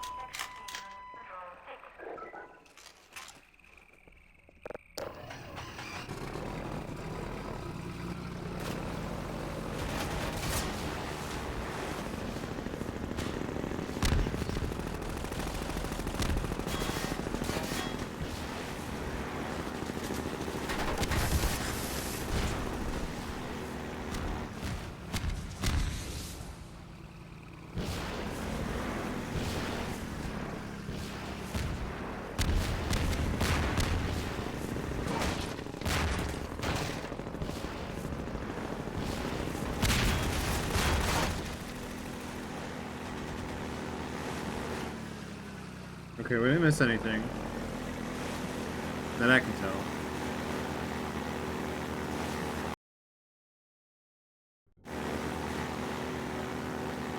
Now I've got a bad case of the yawns.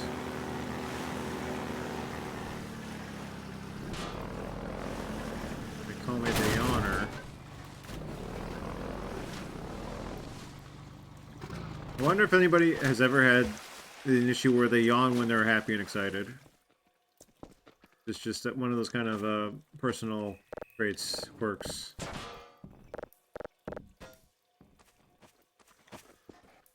I am having a good time though. Can I have thing? Thank you.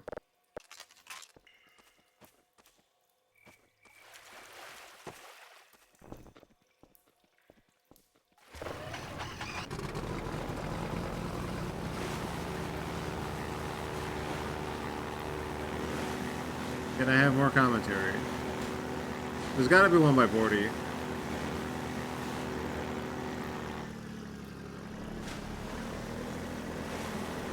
Or over here even. Yeah, I see one. I see one. I see two. Ooh, I see two though. Ooh though. Ooh though. I will kill you.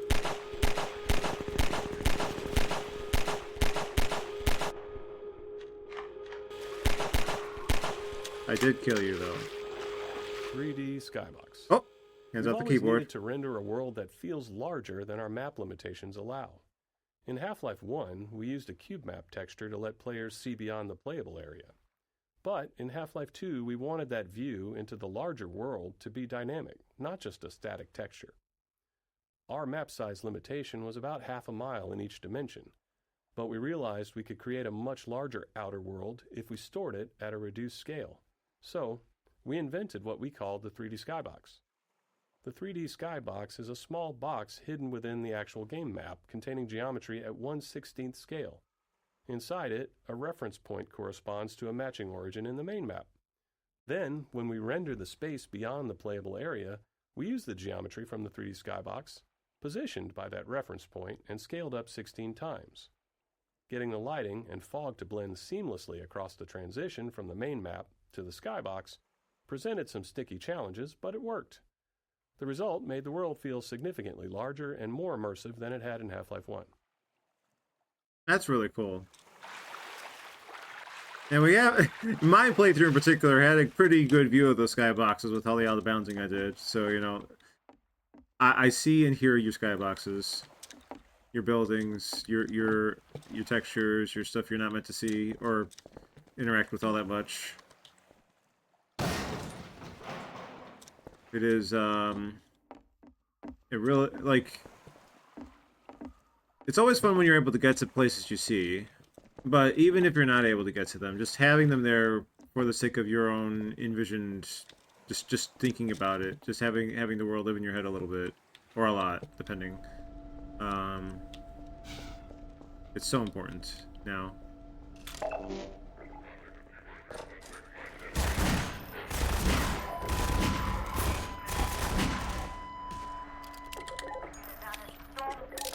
Tome and acid. 357 intro. Ooh, yeah. The Magnum, unlike the basic handgun with its slower rate of fire, is meant to be fired in a more measured, calculated way, dealing catastrophic damage to your target. Earlier versions of the Magnum had a bit of random dispersion, which we felt fit the heft and the less sensitive trigger pull of a larger pistol. However, this led to anticlimactic moments where players would carefully line up a shot only to miss due to the accuracy penalty. To address this, we made the first bullet perfectly accurate, with each subsequent shot becoming less accurate as you blasted away. Oh, that's what's happening sometimes. I got you. I try not to spam Magnum shots, but sometimes you just kind of gotta in the heat of the moment. Okay, I love Magnum. Oh, I can't wait for the crossbow commentary. Now I'm randomly hyped for no reason. VMPI. During development, we became increasingly frustrated with our slow gameplay iteration speeds, mainly because map compilation, needed to pre-compute lighting and visibility, was taking hours. Computers in 2000 were far slower than today's, and they had only a single CPU core each. Inspired by SETI at Home, a distributed program that used PCs worldwide to analyze radio waves for signs of extraterrestrial life, we built VMPI, which was our own distributed system that spread the map compilation process across many office computers.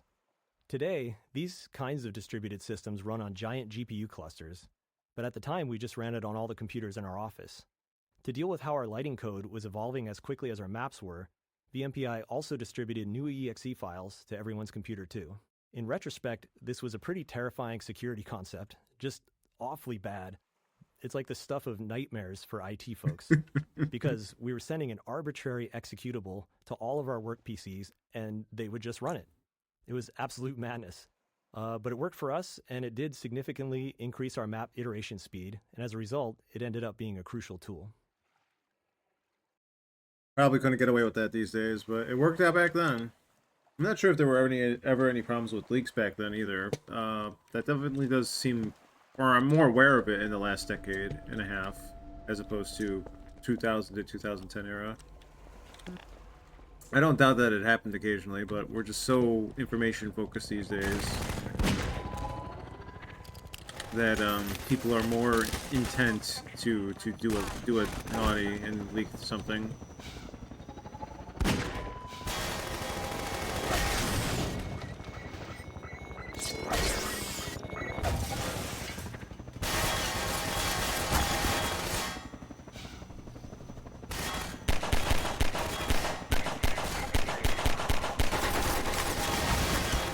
Okay, you can stop now.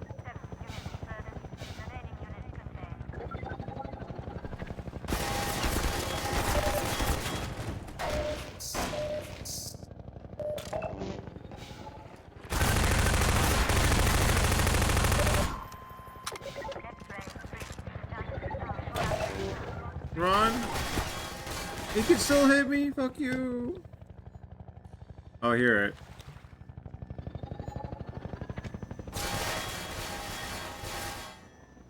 Alright, now we're in a good spot. You wanna come at me? Okay, you came at me.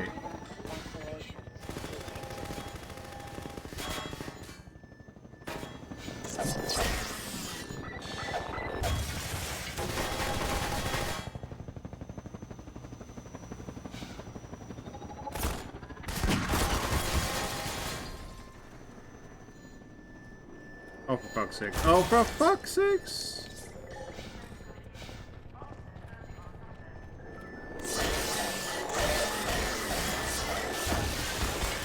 Yeah, that was a bad pull right there.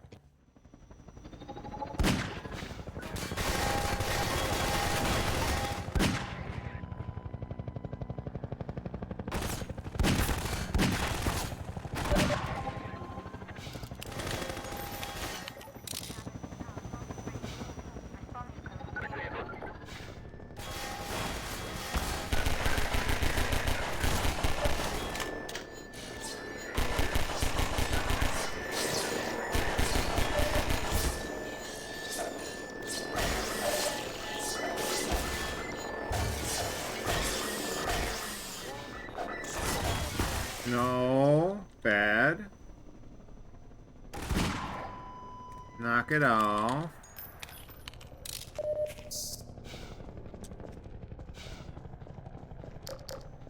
Can I have HP? Thank you.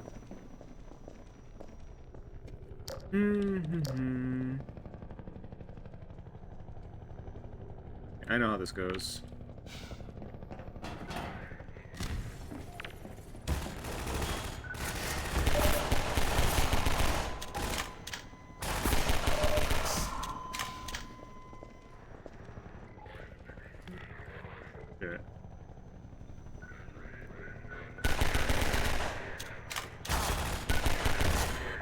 Shit. Alright.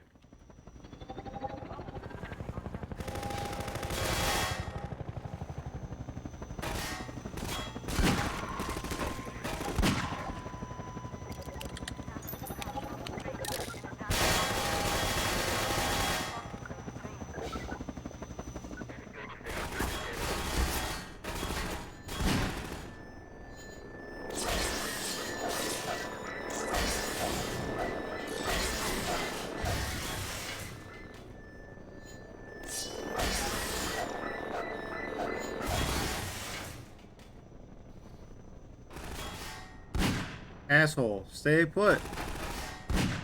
Stay put. Okay, fuck you.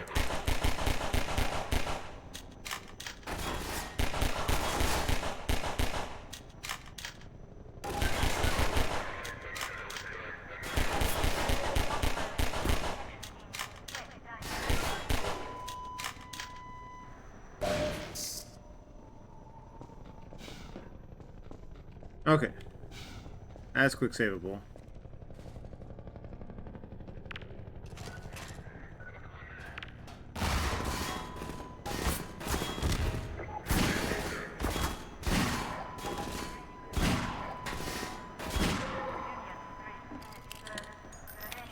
That felt much better. Okay, they got nothing for me.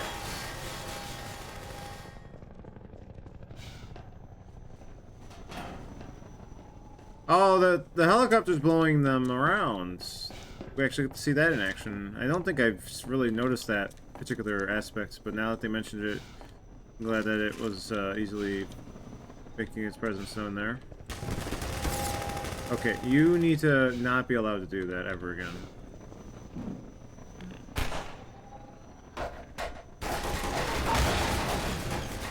Thank you kindly. Actually, let's just...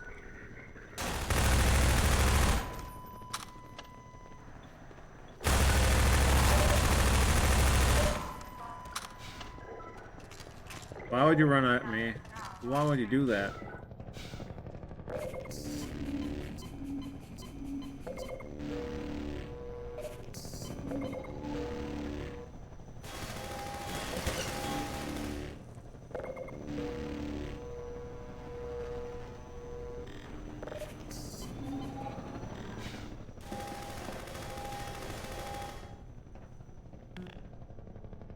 Huh?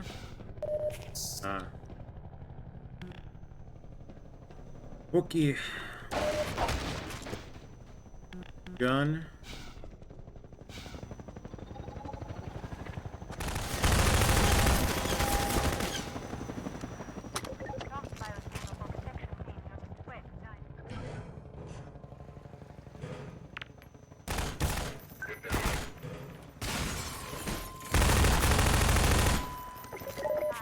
Mounted gun. The mounted guns were added here to help train the player on the gun's effectiveness against the attack helicopter for the final battle in the reservoir. This was necessary because up to this point, the helicopter was invulnerable to the player's weapons, and we had to give some indication that it could be harmed with larger weaponry. This was only somewhat effective in playtest due to the amount of pressure the player was under at the moment, which led us to developing the particle effects and sounds that would sell to the players that they were really doing damage.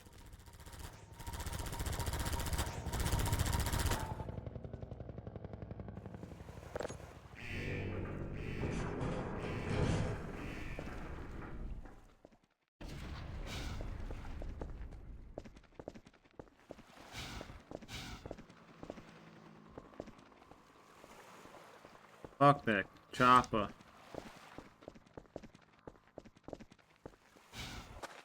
That kind of stuff is important, yeah. I would have presumed as much without too much feedback, but you do need some level of feedback for even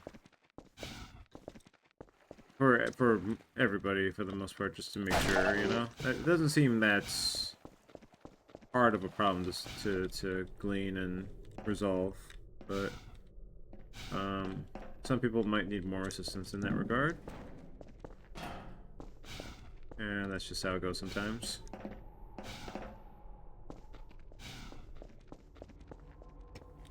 Why am I taking the long way back?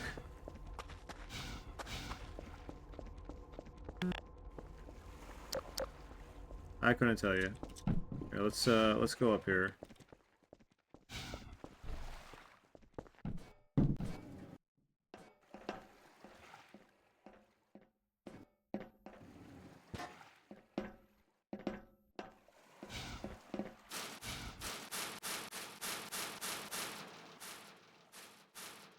Okay, I'm curious about this.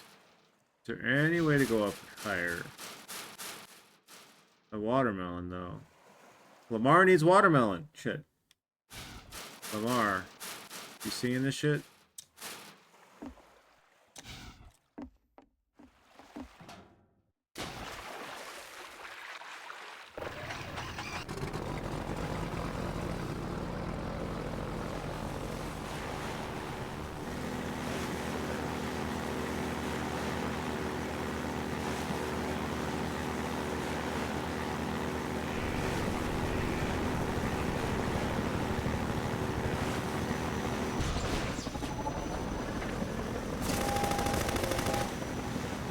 Is that a different chopper then?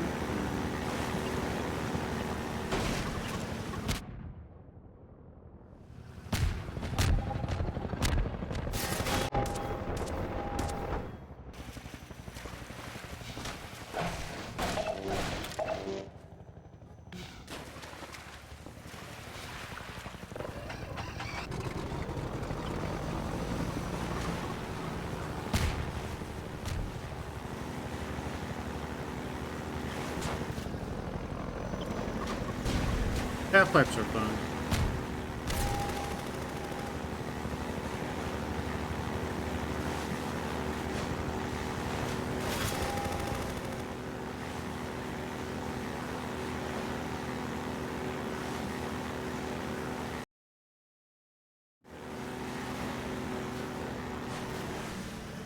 Okay, can I hit it with the... Like, I realize I can't just free roam aim, but can I... No. Helicopter bombing run. This is another example of us creating movement hazards while driving the airboat. The helicopter attempts to stay in front of the player when dropping bombs, and if the player backtracks, it switches to hovering and turns to attacking the player. In one playtest, a bomb just so happened to drop between the pipe seams, creating a pretty cinematic moment. The playtester had a positive reaction, so the team decided to script it so it happened every time. This process has become part of our organic design process. Every so often, a cool thing randomly happens in a playtest. We find a way to make it happen more reliably.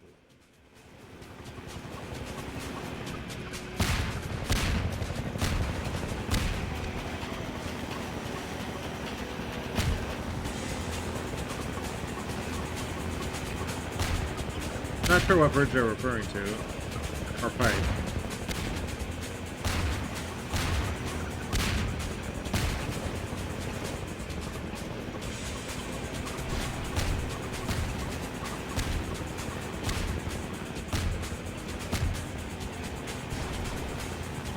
Oh, they probably mean that. Ow. Ow. Ow. Ow.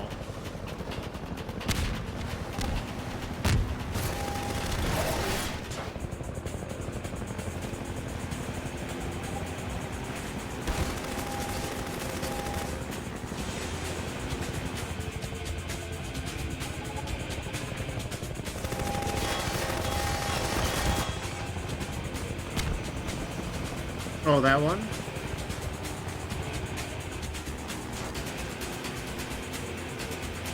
Or this one? This one, okay.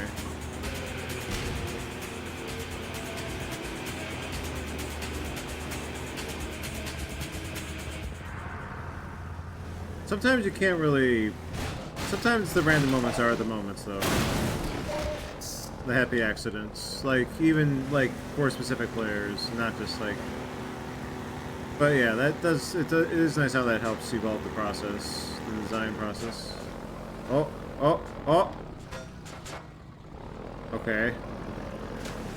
That would have been cool if it let us do that. Damn invisible walls. Even when I'm not trying to fucking go around them, they fucking block my progress.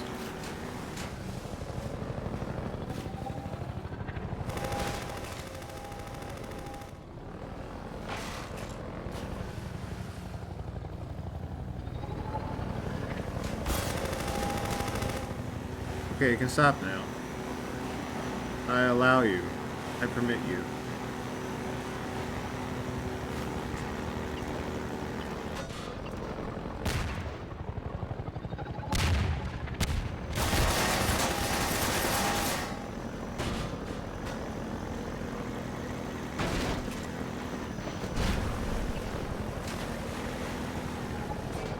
Why am I over here? Why am I over here? Why did I go over here? For the barrels? I don't need the barrels. Not this kind. It's not that kind of playthrough. We acknowledge the barrels,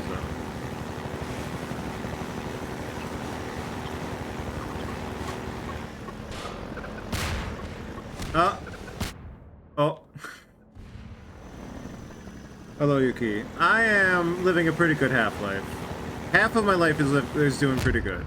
Let's put it like that. Okay, we cannot. We cannot. We gotta... The other... That, you know what? That is a good way of looking at it. The good half of my life is riding around in this airboat. The bad half of my life is this goddamn gunship.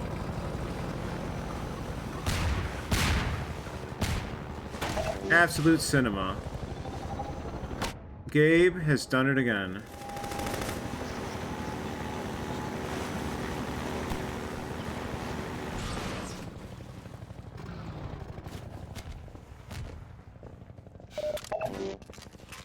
Oh, we got a random boost off the pot? Wait, who's shooting at me?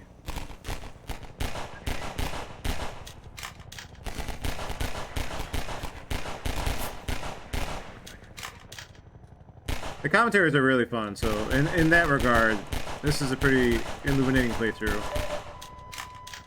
They're doing exactly what I hoped they would do. They're even more technical than I would have expected. Saying stuff that most people their eyes are just gonna glaze over, and regarding the details information, mine included at times. But you know, that's just how it is. All right, give me that magnum ammo, thank you. I forget. Is it like it's evening for you now? I'm bad with time zones. There's too many. The problem with time zones is that everyone lives everywhere. I know people who live everywhere, so it gets really hard to keep track of everybody's time frame.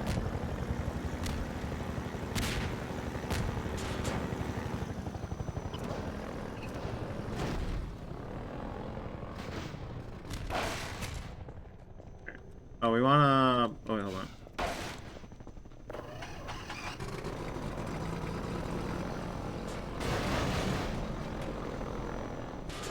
We want to get over here. Please stop shooting at me. Oh!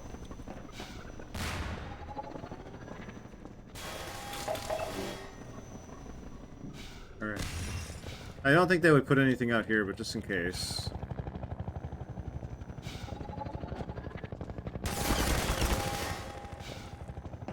Doesn't seem like it.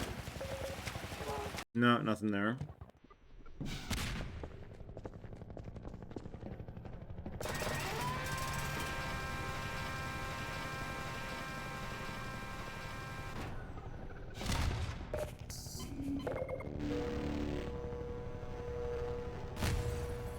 Explosion. I appreciate that the explosion is in capital letters, by the way. The caption, just like, I wish more games had captions, like straight up captions, not just subtitles.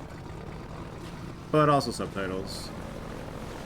Auditory processing is not a universal thing. We all have our struggles in that regard. Especially when some things just don't know how to audio balance. Alright, I forgot how to deal with this. Is this a ramp now? Yeah, okay.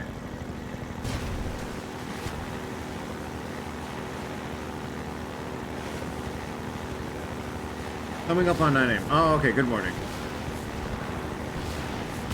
Ow.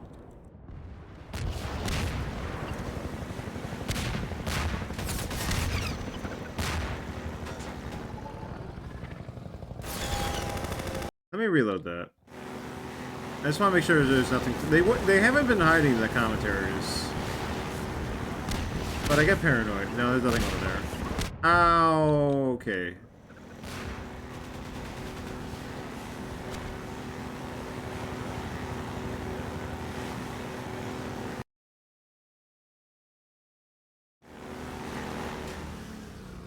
Oh, we got two here. Ooh, we got two here. Displacements 1. After Half-Life 1 shipped, our level designers and artists wanted a better solution for outdoor environments, so we built the first version of our terrain system. It was based on subdivided quads. To visualize this, imagine a flat square divided into a grid, where each point on the grid can be moved up or down.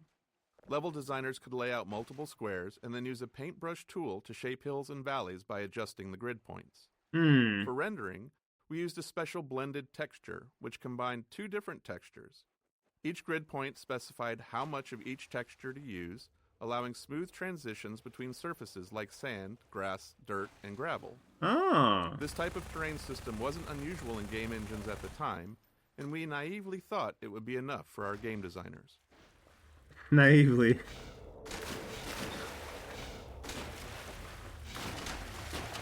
Displacement. Let me just see that again. 1.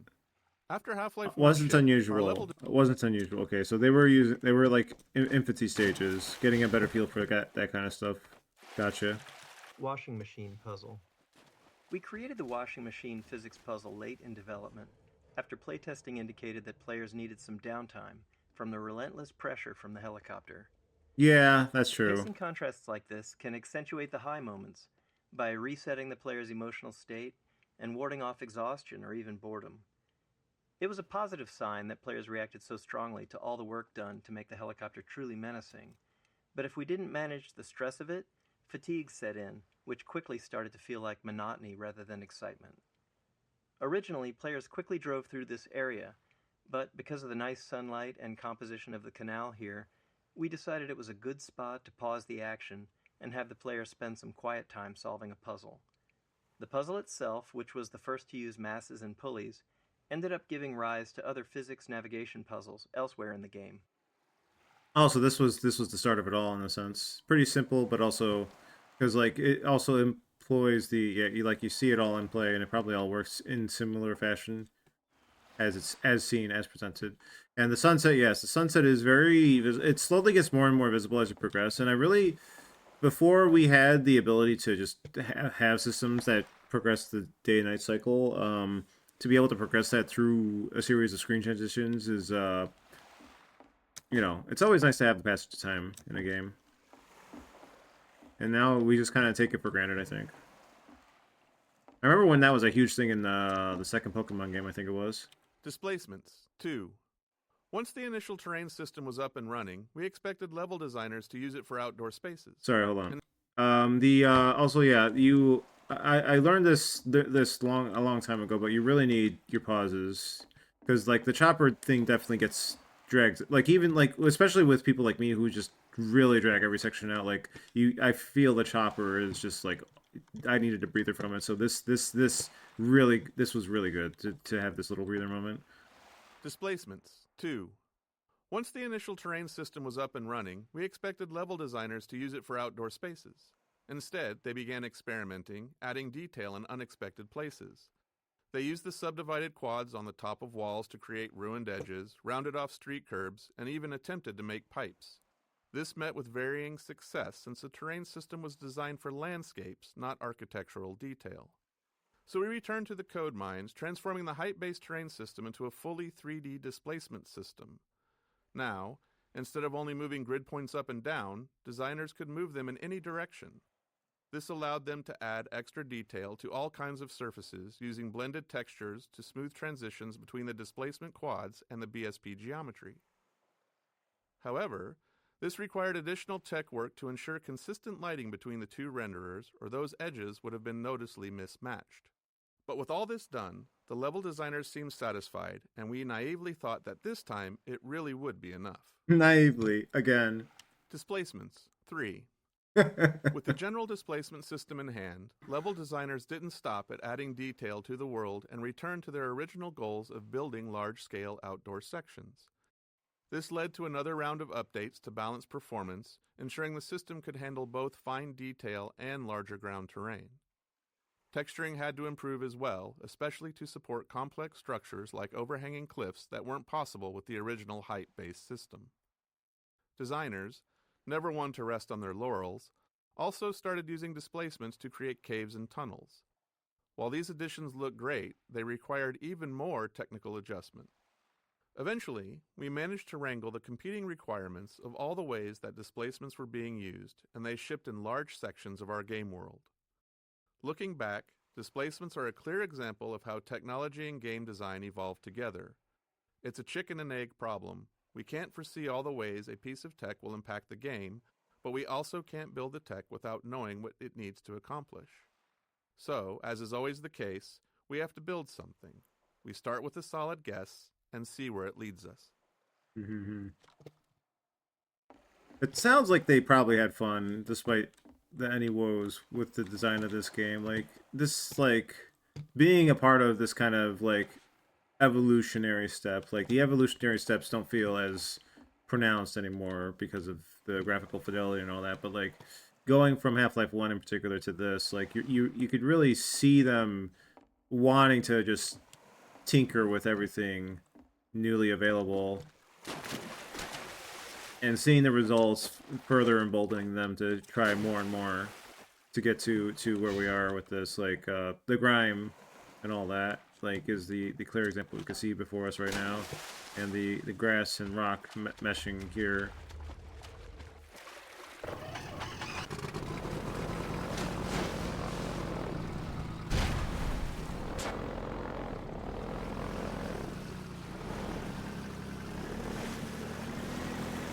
Well, we're coming up on 40. Hey! You're Freeman, aren't you? Nah, that's the other guy. Even if I couldn't see with my own eyes, Dr. Gordon Freeman himself. Just in time, Doc. We gotta move out before the Combine picks us up. We're just getting ready to pull out. We better hurry. We gotta tear down this camp and get out of here. Greetings to the Freeman. Come on in. I'll show you what you're up I against. bow. I kneel. There's nothing in here, right? I thought there might be at least one. Oh, there is one thing. Hold on. Gestures. Each of our characters had a library of simple animations called gestures, which we could easily layer on top of other body movements. While originally planned as a production savings to allow us to reuse animations throughout the game, we found they actually had more utility than that.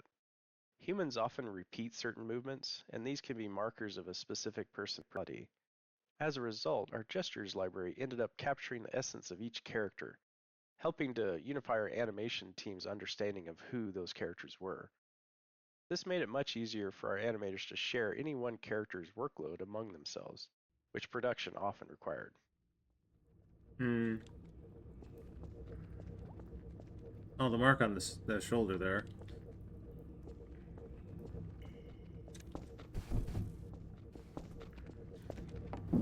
It's hard to know what feels natural and what feels. I guess you can't have an overused gesture as long as it's not like signposting some kind of thing like, oh, let's do a special salute. Like as long as it's human feeling, I guess, you know, something just anybody would do. World's End Club. I don't think you mentioned that.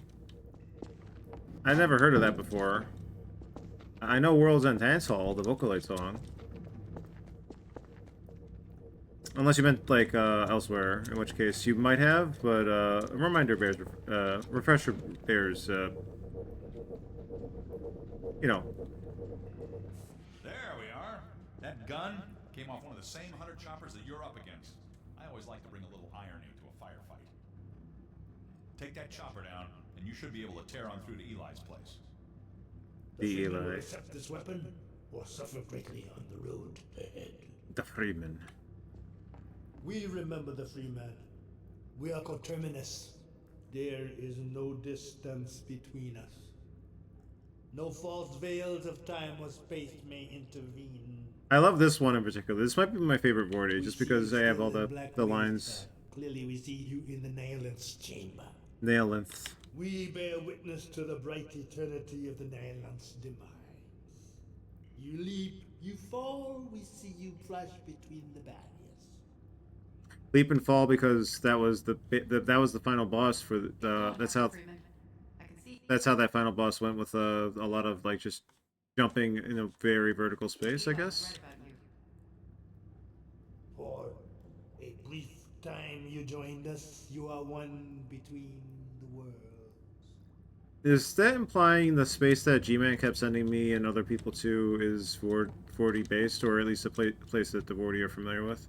Airboat changeup. We heard from the playtesters that they wanted more varied gameplay from the airboat. Up until this point of the game, the player had no real way to fight back against the helicopter and other enemies, so it felt right to introduce a new weapon and in turn deliver a pacing change and set the stage for what would come next. In the subsequent areas, we added target practice to acquaint people with their new weapon. Extra physics force on the airgun projectiles meant targets would get sent flying and make it feel way more powerful than anything in the player's loadout.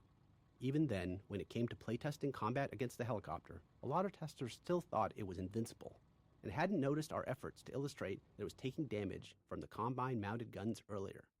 To get over this, we did the most obvious thing.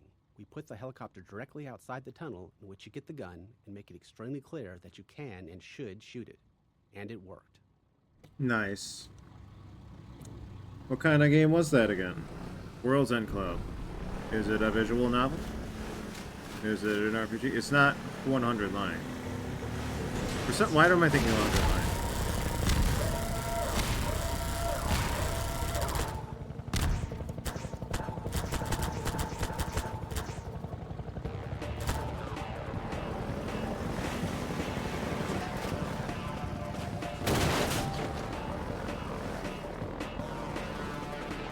So let's see. Nothing here. We just fly. We fly. We fly, we glide, we ride.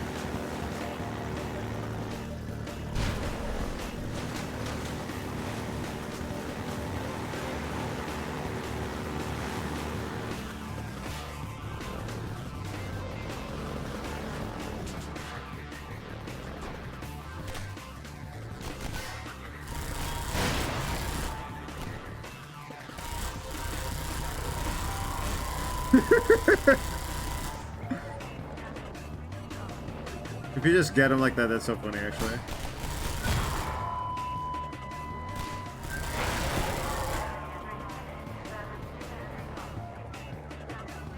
Oh, we're just supposed to ride, that's right. Well, this is probably a resource, yeah. It's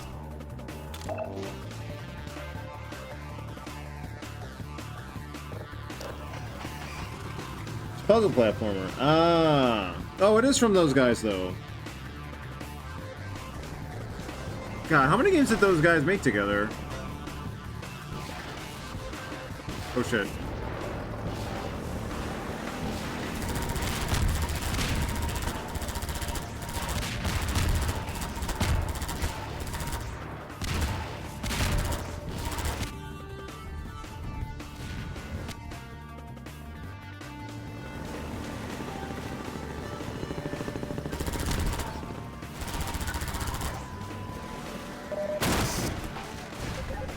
I missed it. I missed that damn box every fucking time. What the hell?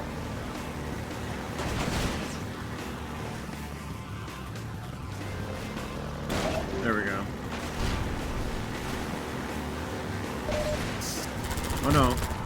Cut that out.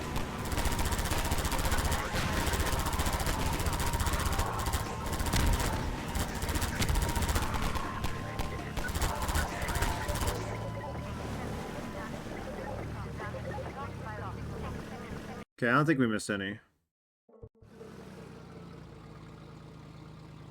Well, it's Take Designs. Pokemon characters. Gundam.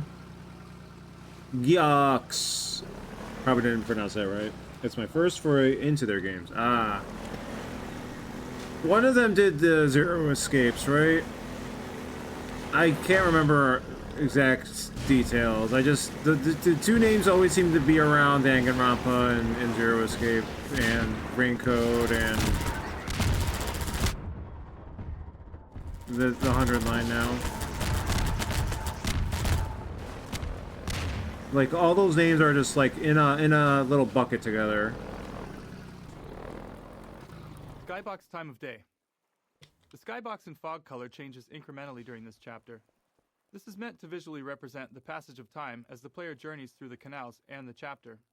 Two fog color values in opposite directions help sell the illusion of the oblique angle of the sun. You can see it getting closer to sunset by this point. This culminates in the helicopter combat arena with the sun setting and Ravenholm visible in the skybox.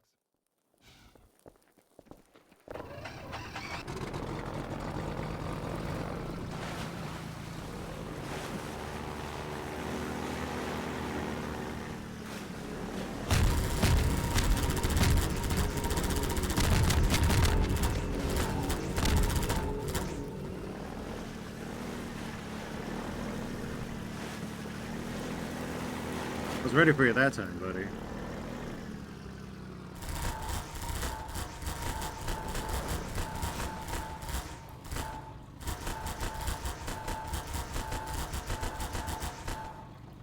There's something over here, right?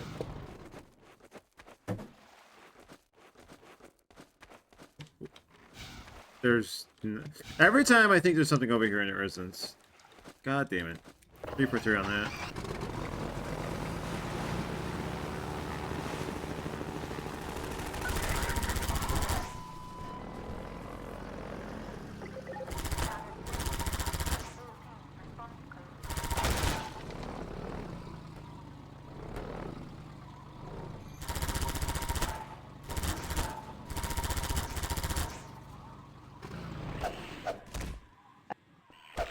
A Half-Life game is an ultimately linear experience, but we're always looking for ways to break up the player path and create nonlinearity at level scale.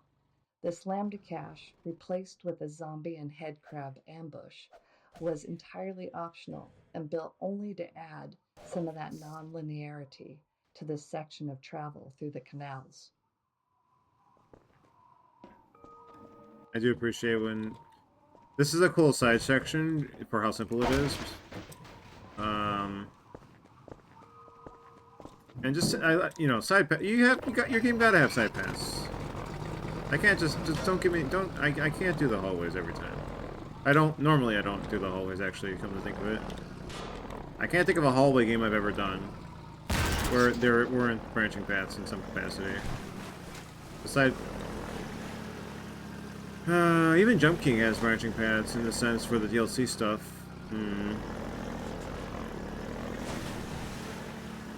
Think so? Oh. Yeah, a friend wants me to get on the Zero Escape games at the very least. I've watched all 3 Danganronpa games already, via Blurple Streamer, way back when.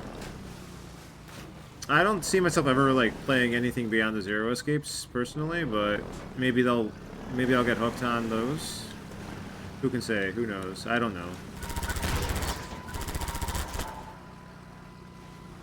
Didn't know they did stuff that wasn't just visual novels, though. Crazy.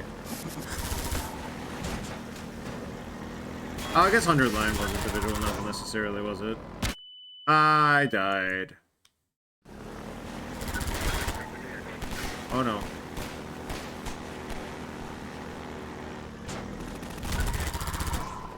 Alright, let's just get out of that range right now.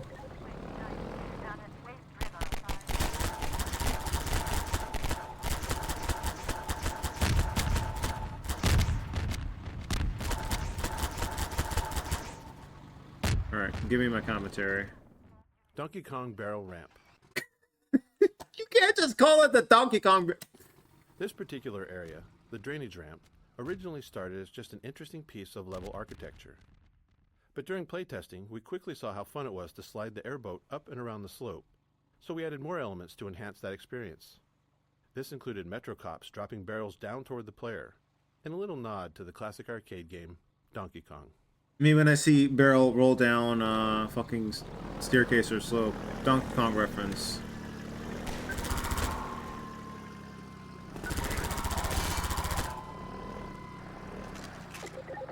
It is true, though. The devs confirmed it themselves. It was an Apple Arcade game first and got ported later to PC and consoles, so a lot of people missed it. A lot of fun achievements and collectibles to find, though.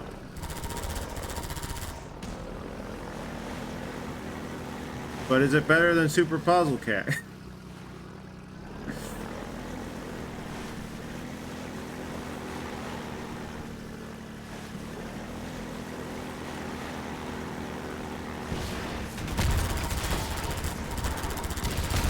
Ow, don't kill me.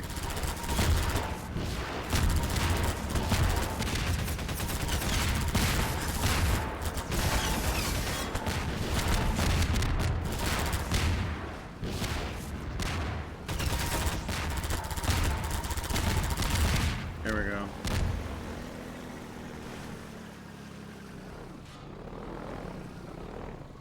It's not that complicated. Alright, Super Puzzle Cat, stay winning.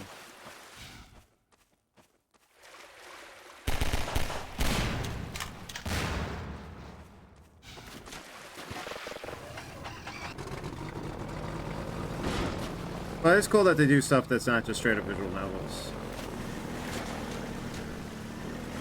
And I do appreciate when iPhone games aren't just gotchas. I assume it's not a gotcha. Kind of just mobile game synonymous with gotcha at this point for me.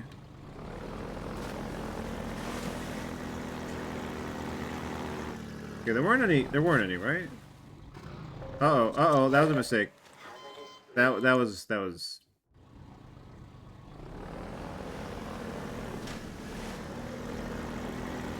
Okay, stay put. Stay put.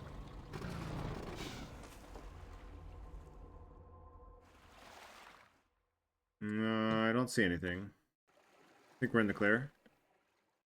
Ah, shit.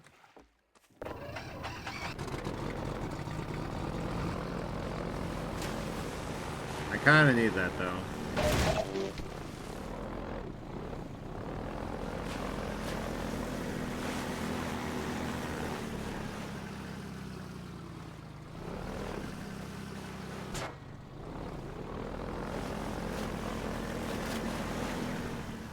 It's not a gotcha. Just a 10 to 12 hour long game. Gotcha. Do respect and appreciate that when people make games like that for mobile, because we fucking need more of that shit to drown out the gotcha bullshit. Just make a fucking game. A game you can beat and finish and never have to play again. Just fucking do it. My god. You don't need a forever game.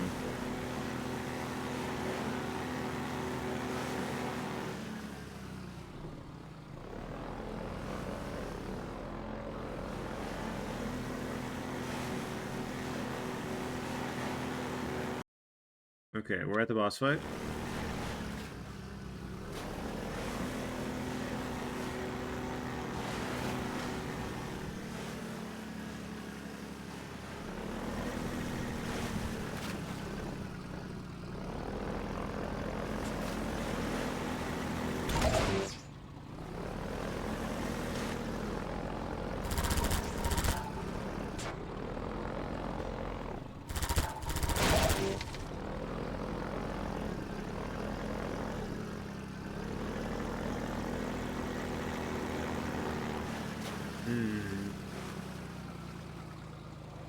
Why is the boat sometimes turn weirdly?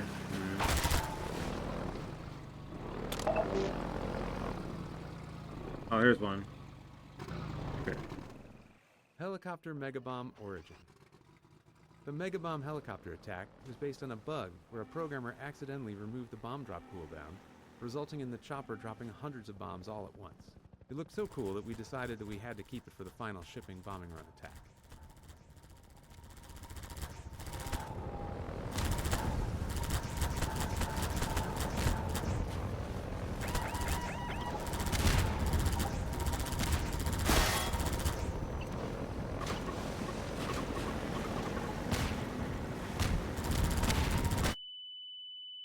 How did that almost kill me?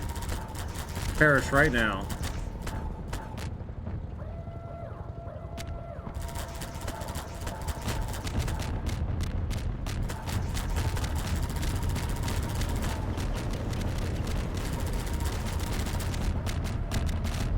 Oh, it almost cut the wire. I guess the game wasn't advanced enough at the time for that to happen, though.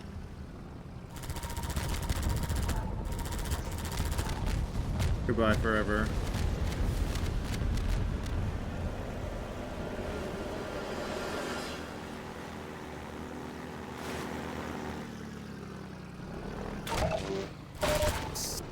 Isn't there like there's one of the containers has shit in it. I don't remember where. Was it here? No, that's a boat.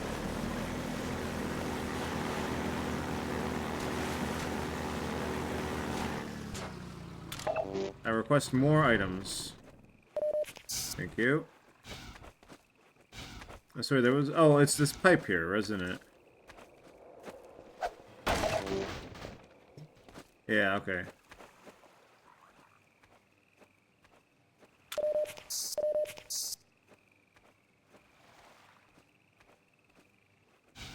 Alright, where... boat?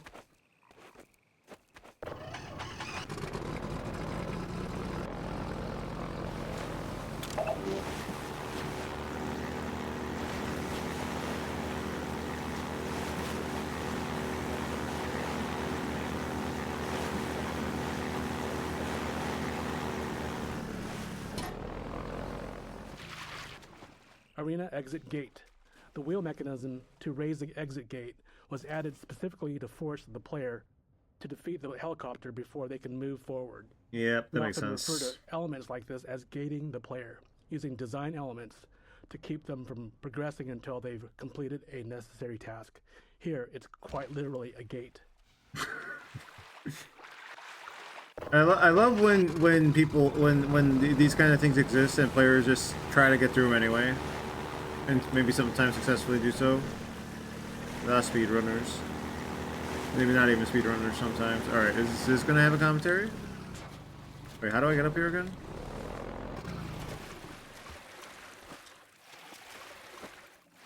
So I gotta jump off the boat.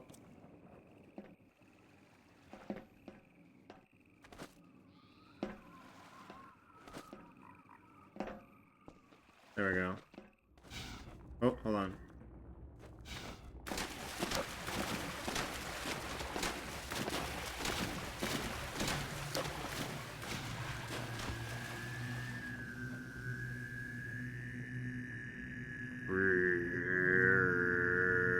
So true, buddy, so true.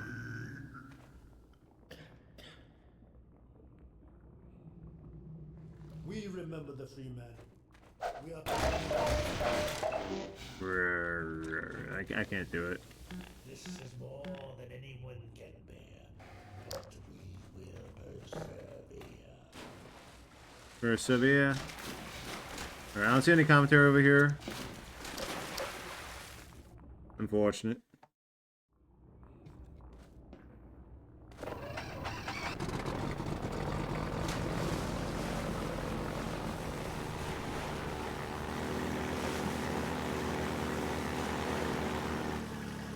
Wait, can I ramp up here? I forgot I could do that.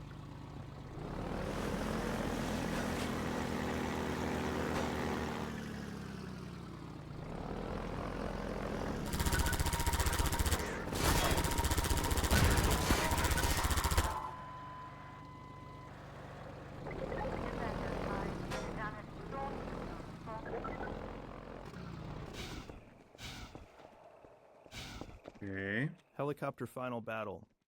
We designed this area as the arena for the final showdown between the player and the Combine attack helicopter. It's the player's chance to finally eliminate the relentless enemy that's been hunting them since fleeing underground after leaving Kleiner's lab. This area went through many iterations to get right. It needed ample space for fast-paced vehicle combat, a smooth movement flow with clear path options, and reliable performance. We also aimed for visual clarity suited to combat, striking but not overly noisy, while ensuring it would serve as a memorable vista once the helicopter is destroyed.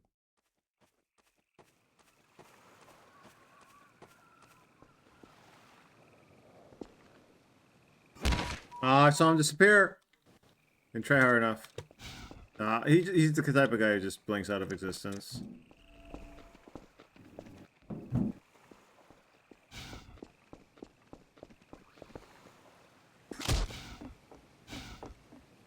No, come back. G-Man, please.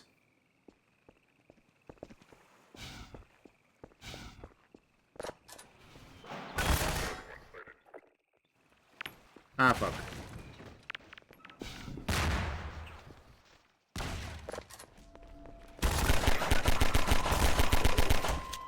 Are y'all crazy? You fucking charging me?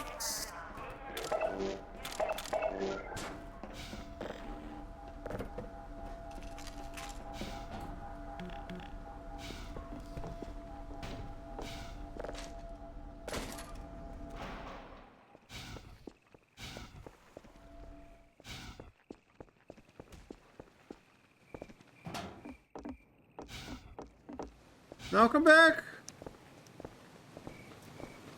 He's gone.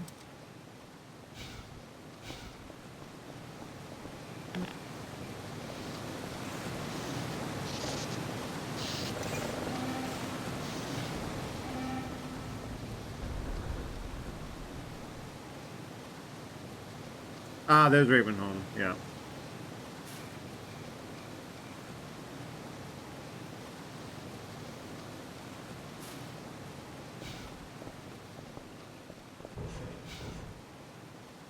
Wait. Forgot about that. Dark Souls.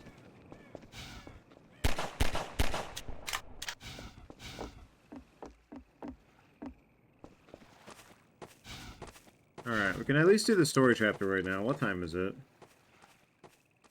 2? It's fucking 2 a.m. What the fuck?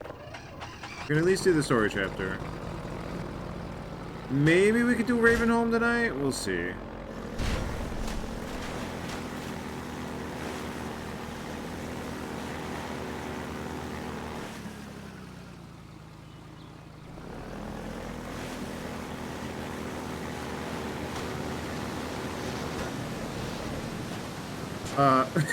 Okay.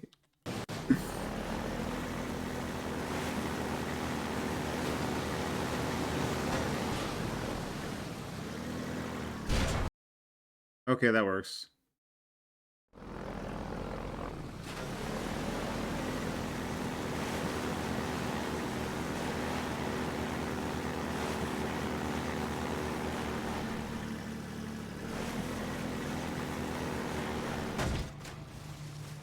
Oh, I like how I dismounted onto the platform.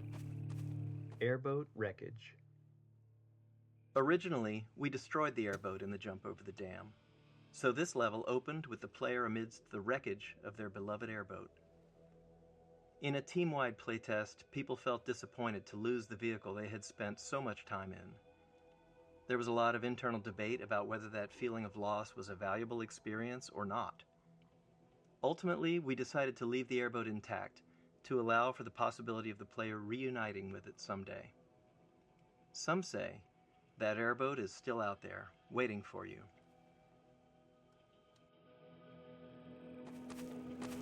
Very amusing. Very amusing.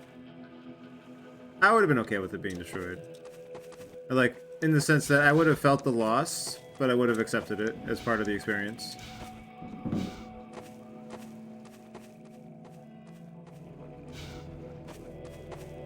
Like, would accompany this track playing right now pretty well as well, I think.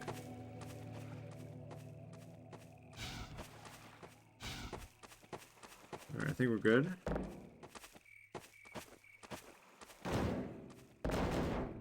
Alex and Mossman. In our early plans for Half-Life 2's narrative, we wanted to take on the challenge of doing something less explicitly game-focused. Not just a story about the obviously good player defeating the obviously evil enemies. Instead, we aimed to focus on characters and their relationships. We thought it would be interesting to explore family as a central dynamic unit of Half-Life 2. The tension between Alex and Mossman emerged from that idea, and we liked it because it felt relatable, something players could understand and empathize with. Judith Mossman. I've been hearing about you since long before the Black Mesa incident. Oh, Black Mesa. I do so envy you working with Eli and Dr. Kleiner when they were at the top of their field. Ah, there we go. You can come through now. I'll take you down to Eli right away. He would never forgive me if I kept you waiting. Mossman's introduction here is pretty good, I think. Like, Alex is, you know, she's fine. Extra help around here. We've covered a lot of ground the last few months, but things would go so much faster if we had more people with your training. I guess it's the fact that they gloss over the science, the Gordon science experience in the first game, that you don't really get the impression, like, of it. Like, you're told that and conveyed that enough, to a minor extent as you go through the game. And you're participating in that experiment at the start that makes everything go to shit to begin with. But, like, to have people actually talk about the things from the science side helps fill in some gaps, so to speak. Something the Combine still hasn't mastered. Eli thinks their portals are string-based, similar to our Calabi-Yau model, but they failed to factor in the dark energy equations. They can tunnel through from their universe, but once they're here, they're dependent on local transportation. If they knew when we were with entanglement... Oh. Listen to me. I sound like a postdoc. I'm just so excited to think that we'll finally have the chance to work together.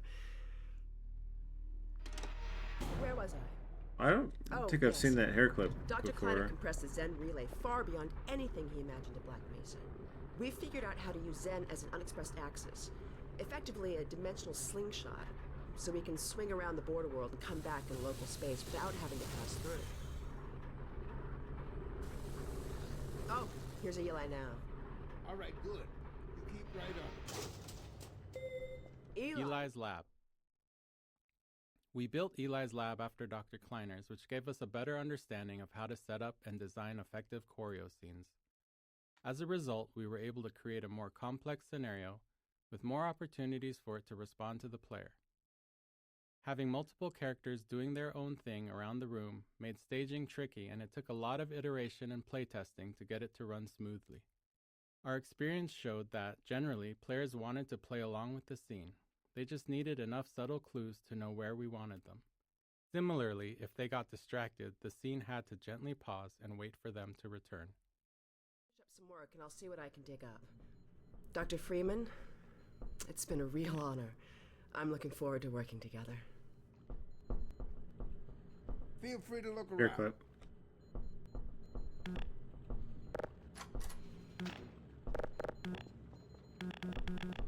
I was told I can interact with stuff. Please elaborate, sir.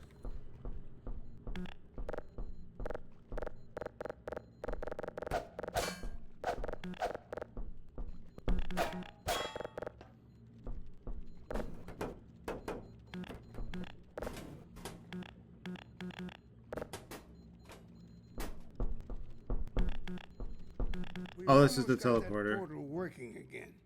But I wouldn't blame you if you didn't volunteer for the next trial run. Alright. Let me move that for you. We are pleased that Eli Vance thinks so highly of the Freeman. That picture ASEAN. and Alex were all I managed to carry out of Black Mesa. I feel like I missed that before, but maybe I didn't. The Eli Vance almost perceives the all-in-one. The Eli Vance was our first collaborator. Alright, is there anything else I can interact with? Oh. Okay. Dr. Freeman, it's been a real honor. Feel free to look around.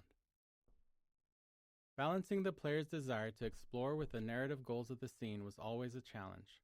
We wanted the room to be full of interesting things to look at, but many players wouldn't explore until they were sure they wouldn't miss any of the character performances. That's why it was important for Eli to tell the player to look around midway through the scene. It signaled that it was safe to explore. From there, we could trigger a variety of custom mini-scenes based on what caught the player's interest. And Alex were all I managed to carry out of Black Mesa. The Earth surrenders. He's the administrator of this whole vile business now. He ended the 7 Hours War by managing Earth's surrender. The Combine rewarded him with power. Damn. Wallace Breen declared interim administrator. 7-hour war. They did mention that previously. Oh, here it is. 7-hour war ends in Combine victory. Portal storm continues. Black Mesa admin charged with Human Affairs Bureau. The Vortigaunt said you were here. I can't believe you made it so quickly on... Dr. Freeman, it's been a real honor. I'm looking forward to working together. Hugs and pickups. Sometimes even little things can be a nightmare to get working. For example, getting a character to hug another character, or even more simply, just to pick up an object from a table, can cause a lot of issues. Even worse, in our dynamic environment, where the characters and objects aren't in preset positions, and the player is running around getting in the way, these require a level of synchronization that can be quite tricky. They're made harder because humans handle them without thinking. As you're moving to the table to pick up a cup, you're doing all kinds of preparation with your body to get your feet and hands in the right position to allow to do it comfortably. Everything ready right when you get there. If you're moving in to hug somebody, you're both doing it at the same time, adjusting constantly based on each other's movement. To get these features to work in the game involved a lot of synchronization work, making characters aware of each other and the world, and at the same time, getting them to know more about their future plans. It's tempting to want to break up, pick up a cup example into discrete steps. Walk to the table, face cup, pick up a cup, because it's much simpler that way, and it makes the steps nicely reusable. But that's how robots work, not humans. Our characters had to know they were moving to a table with the intention to pick up a cup, so they could work on multiple parts of it simultaneously, making sure their hand grabs the cup right when they get there. With 2 characters, it's even more of a negotiation. Both need to agree where and when it's going to happen, and everything needs to happen in place in a seamless fashion. While these moments of simple interaction with their characters in the world are often short, they were critical to making them seem like believable people. Let's see that again. Hugs and pickups. Sometimes even little... Alex? The scenes are very... I mentioned this on the first playthrough, but I really like the idea of having these cutscenes where everybody's just, you know, playing their part. And you're able to... And they have to account for where the player is going to be standing as they witness these events, assuming the player is focusing on them. Like, if they're not, then, like, maybe they can at least hear the exchanges, but, like, kind of like a camera work kind of situation, but like a, you know, full camo work. You're the camera, kind of, you know what I mean? So, let me... Feel free to look around. We want to put this dense chunk of visual story here because it's the place the game is most explicit at telling players to explore space. Even though its primary job is world building, we still take strides to highlight the relationship between Eli and Breen, giving context to the world's central conflict. What is the major conflict? The 2 heads, those 2. You remember my wife Ozian, don't you? That picture and Alex were all I managed to carry out of Black Mesa. I do wonder if he lost the leg at Black Mesa or elsewhere. Feel free to look around. Oh, Gordon. The Vortigaunt said you were here. I can't believe you made it so quickly on foot. I believe he broke your record, honey. Well, he earned it. I guess you proved you can handle yourself out there. There's nothing Gordon can't handle. with the possible exception of you. Dad, please.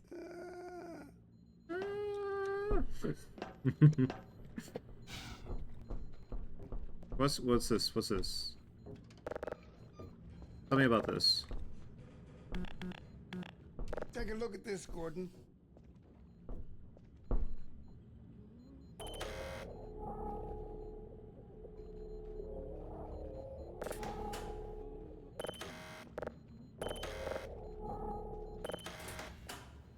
I believe he broke your record, honey. Well, can I interact with this before he does I that? guess you proved you can handle yourself out there. Oh, he doesn't. There's nothing Gordon can't handle. And I think we got them all now. Dad, please. Oh, we can't. It's locked now. Oh, interesting.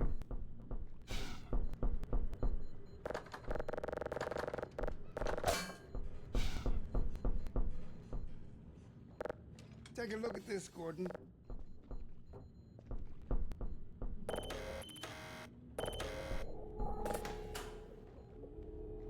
You don't have anything to say about it?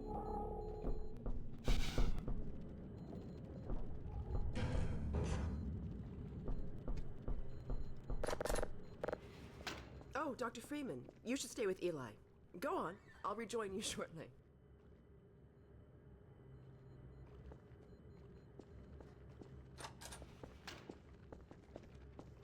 Shortly. Hi, Homer. Alex, I thought you were on watch. The Vortigaunts relieved me so I could come see Gordon. Anyway, I should be in here working on the portal. I have the repairs well in hand. Someone misjudged the capacity of the Combine thyristor. Are you blaming me? No. Feel free to look around. Oh. Calculation error, not a mechanical problem. Then maybe you should let me do Not the sure what this calculations next is. time, as well as installing it. Alex, really? Sometimes I think you deliberately... Is this in the visor head? I don't know. Alex, why don't you take Gordon along and give him some practice with the gravity gun? Sure. Come on, Gordon. Let's go have some fun. The zero-point energy field manipulator is not a toy, Alex. Ugh, let's get out of here.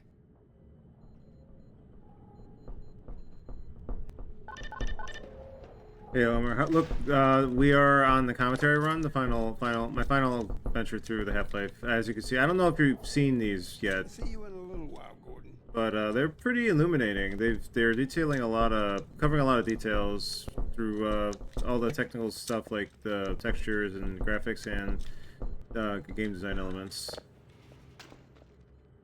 player models, how the characters are interacting with each other. Really, really cool stuff. I like when Alex, Gordon. She'll look after games don't do commentary stuff that often, and when it does, it's it's always good, at least to my knowledge. From my experience, how about that? Finally played to the extra level. Oh yeah, you were doing some Donkey Kong earlier, I think. Go on, Gordon. Go with Returns. I was pretty disappointed that they were not. Oh, they weren't good. Damn. That's a shame. Were they gimmicky, or was it just it didn't feel like they were doing anything really special? Oh, here we go. Mossman. Judith Mossman was originally based on a character we had planned for a section of Half-Life 1. That section was cut from the base game and reused in Uplink, but without the character. Oh, I'm glad I played Uplink. Consider her the most complex character in Half-Life 2. We knew we'd be walking a tightrope with how the player felt about her even before Nova Prospect, because the player's trusted sources don't agree. Eli likes her, but Alex doesn't. We recognized there was a limit to how much complexity we could pull off in relationships, but we felt that a stepmother-daughter dynamic was something players would understand. Whether or not you agree with Mossman, she's doing something heroic. She risks being a double agent to get the information she needs to protect Eli and Alex. She just didn't plan for Gordon. Nobody can plan for Gordon. G-Man can plan for... Okay, that's a lie. G-Man can plan for Gordon, but only G-Man. We don't go there anymore.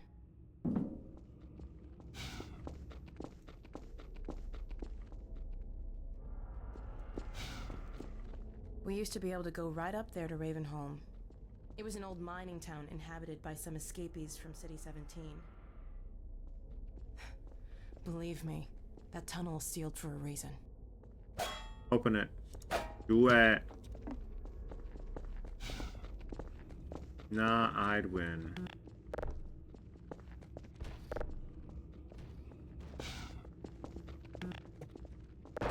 And the fuck with her AI again. So you get through that. Oh, no! I refuse. Stop that. But you can't figure that one out.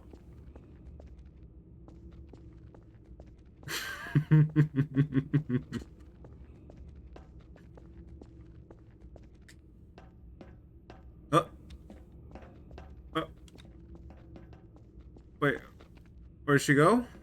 I lost her.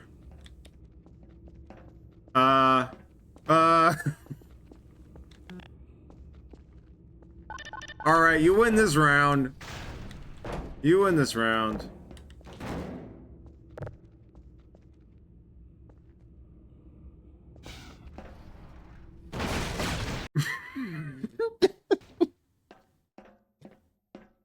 Oh, I got her again. Accidentally this time.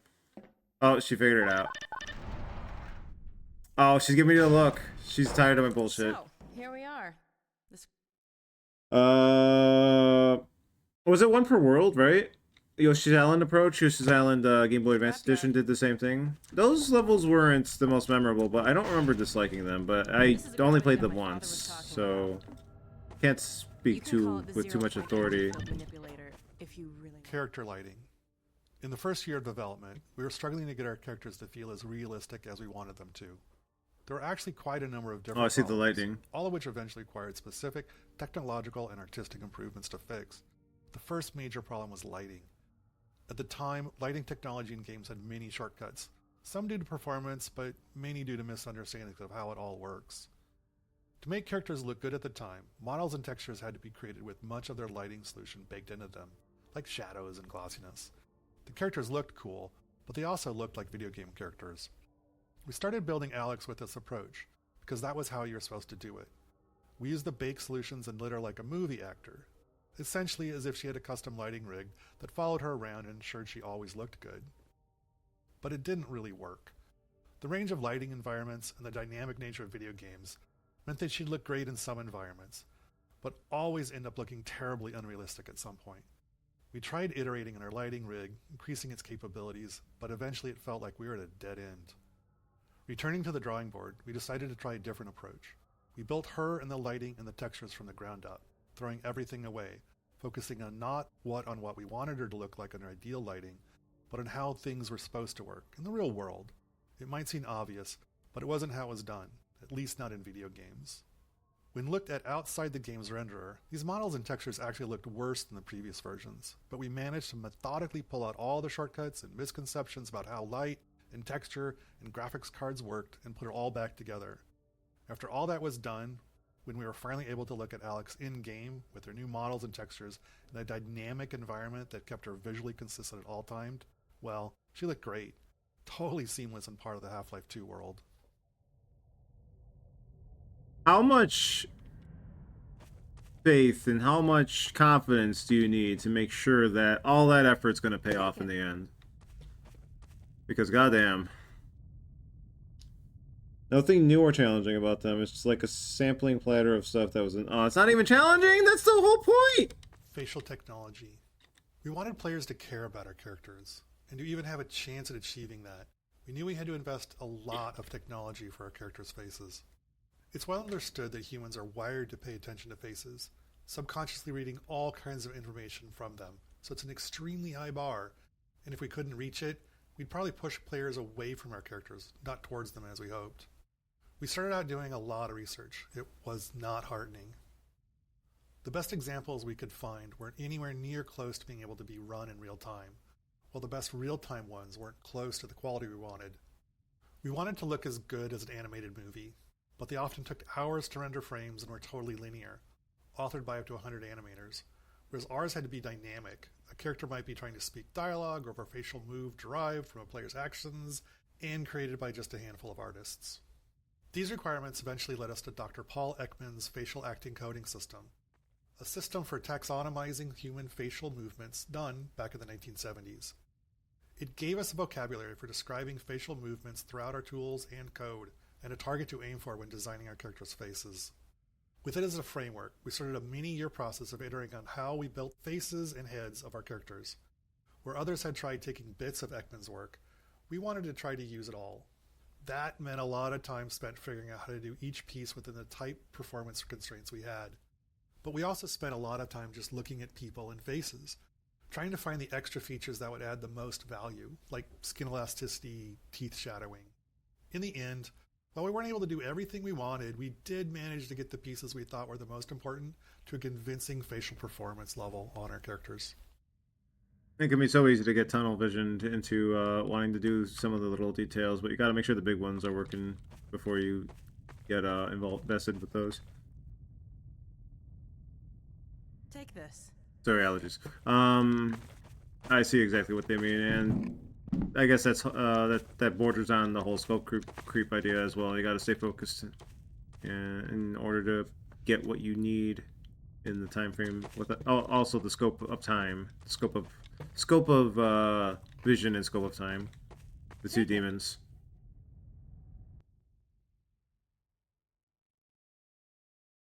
It's very weird as a thing to fill out a world. 9 thing to fill out a world 9 would have felt a little better if you played them alongside the worlds they're built off of. It's its own world, but it's a thing to play after you've gotten all the Kong letters and beaten all the challenging main game secret levels are really on their world. Yeah, that's the reward for beating all the challenges would be to have challenges built upon those challenges. Like the very last level can be a very performative kind of just like, congratulations, you did it kind of thing. That's fine. But like if you're going to do a whole set of levels, you know, like that would wear pretty damn thin. And I found some parts just really annoyingly designed.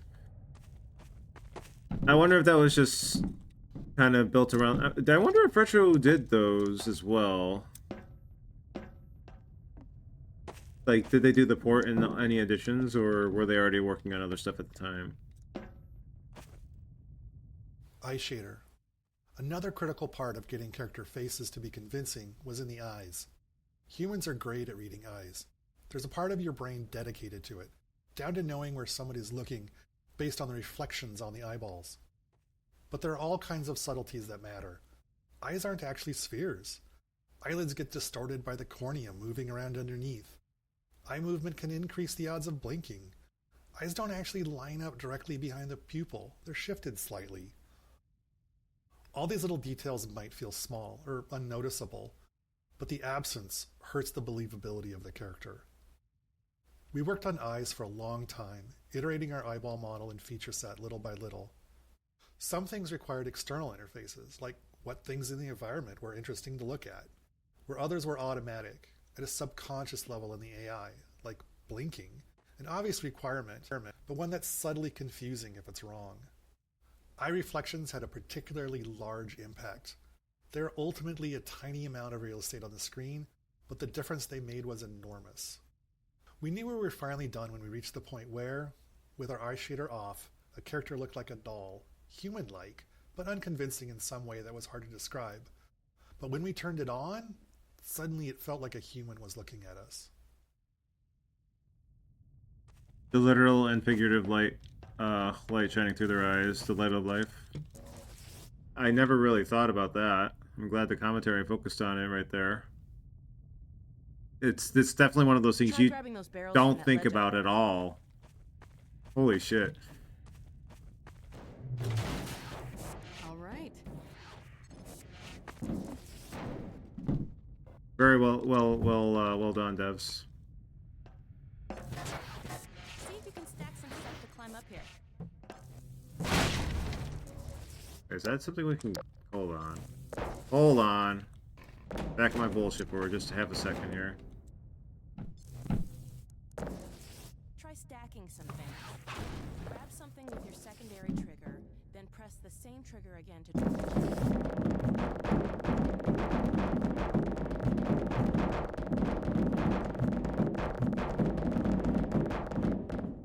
What's it? Oh, God. I didn't expect crows to just fucking jump out. Place objects by moving them into position. Alright, let's load that up again. Yeah, some of the commentaries even fuck with the, fuck with things beyond just generally discussing things. Like, there was a moment where they took away a lot of the textures for a particular commentary track, or it will pull the camera away to show a specific, set piece or scene. When there was a commentary early on during the first scene where, you're in Kleiner's lab and it shows all the pathing, all the AI, all the various characters doing as the scene plays out, where they're looking and all that. It's really fucking good. Hitting the secondary trigger again.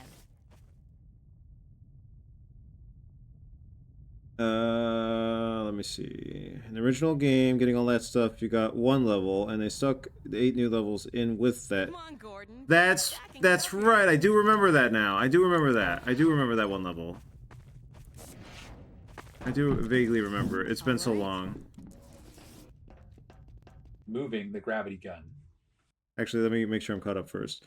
Port was done by Monster Games, not Retro. The port also only ran at 30, the classic. They added the levels then, or did I'm guessing they did the levels, I guess? They just recycled what they saw in the game? Maybe? When the gravity gun was first prototyped, we planned to give it to the player midway through the game. But as playtesting progressed, we saw the strength of its design and realized the gravity gun and, more importantly, the ability to launch saw blades at zombie faces. Very important. The most important thing. Needed to come earlier. That meant Eli's lab also needed to move earlier too. It was a significant change, but it was crucial to Half-Life 2's success. It serves as a good reminder that storytelling and gameplay are intertwined, and neither can always take priority. They have to work together. I think about,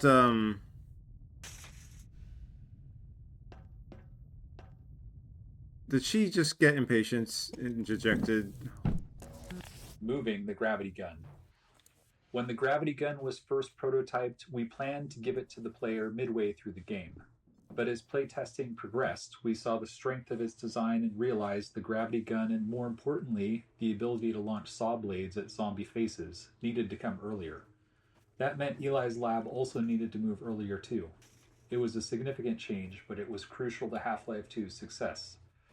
It serves as a good reminder that storytelling and gameplay are intertwined, and neither can always take priority. They have to work together. Okay, there we go. Yes, it's such a complicated topic to talk about. This is something that's like the topic you could talk about when it comes to any game that tries to do anything beyond gameplay. Being able to weave a story into a game is not an easy prospect, and especially a story that matters, and not just there to thread the gameplay moments together. If you want to make a game that's just about the gameplay, you can do that. If you want to do a story-based game that's mostly about the story, people do that. But to do something that tries to mesh the two together is the ultimate task for most game devs, I think. And also realizing the fact that the gravity gun is this game's signature defining trait, alongside with enhancing the physics engine. That was, yep, they knew, they saw the significance, the weight, and they acted accordingly. Yep. I can't imagine what the progression of the levels was before they made that realization. But it feels, it all feels good and natural and right as it is now.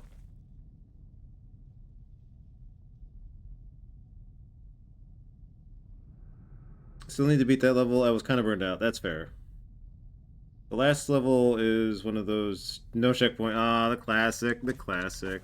I don't remember it at all, but like I just remember it existing. The marriage, right? Yeah.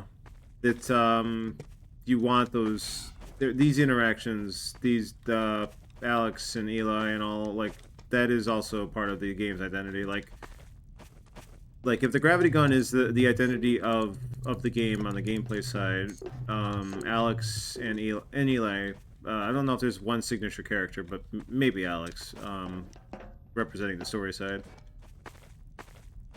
Now let me call Dog. He loves to play fetch. Risk. Looking back on Half-Life 2 now, 20 years later, it's sobering to reflect on how terrifying it was throughout much of the development. Game development is hard. You never really get what you'd like to have, which is be able to validate risk before you start to pile more on top of it. For example, our facial animation technology, it took probably 3 or 4 years of work before we were confident it was actually going to work, but we couldn't wait until then.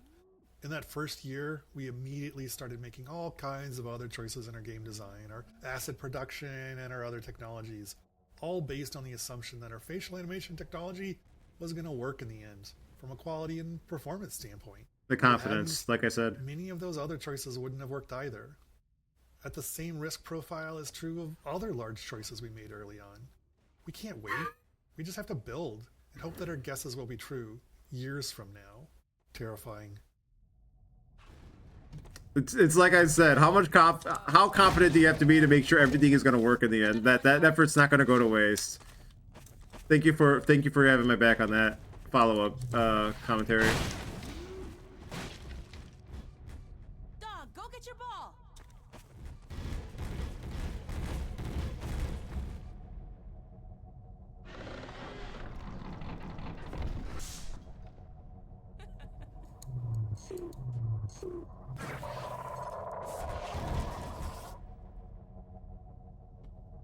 Anything else? No, that's it.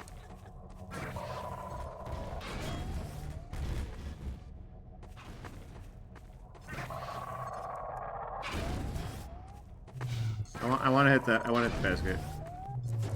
How far back do I have to be? Hell yeah! Right, there you go. Get the ball.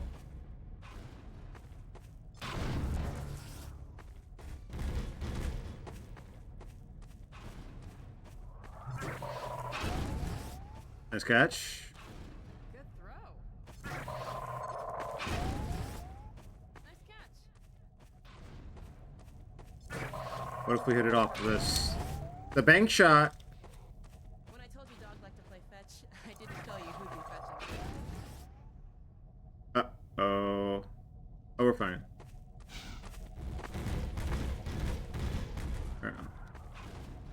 Alright. What happens if I do this, though?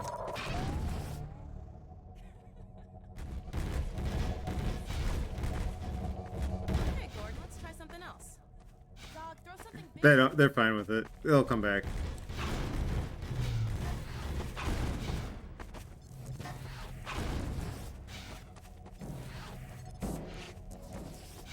Oh, that flip, though. Oh, wait. Crush me. Hold on. I forgot I wanted to get crushed by that.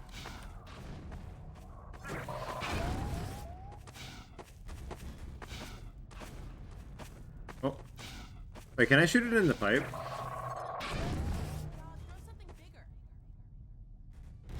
Oh, is that why the birds come out? If you shoot the thing in there? That's like when I went in there earlier, that was... Okay, okay. That's why that was designed to do that. Very funny. Alright, where does he throw it? It's like here, right? Kill my ass. Shit. Okay, over here. No dog.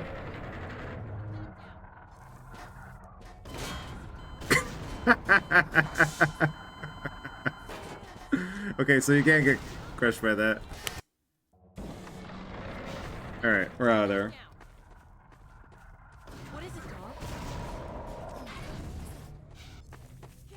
Alright, I'll meet you all by the elevator. We covered everything, right? Why are you...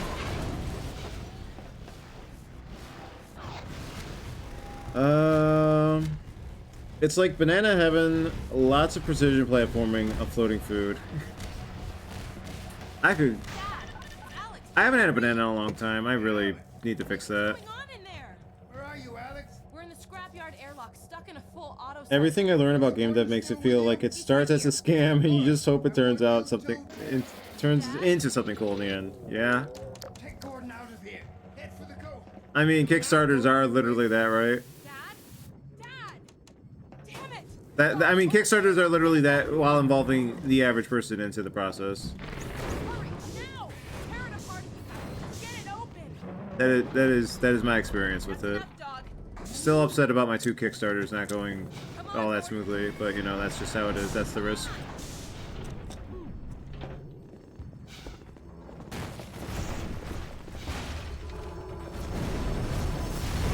But I've made that.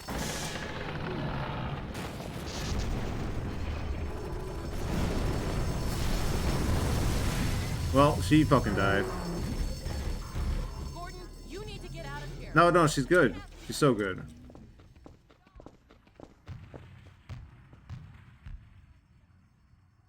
Same. Fucking Homestuck Kickstarter. I got caught up in the hype, what can I say? And we did get 2 minor parts of the game. Like, well, in a sense, we did get 2 games out of it. It's just that they were parts 1 and 2 of first game, and then there was a second game that never happened. And then Friday Night Funkin', which I don't really feel bad about, actually. That was kind of just my way of giving some contribution for the internet kind of cultural impact that game wound up having with whatever limited scope that wound up being. With the 8, or was it 7 or 8 weeks worth of content? Because all the stuff people made after that was as, you know, that was effectively the game, in a sense. Alright. Was there any? There was nothing down here?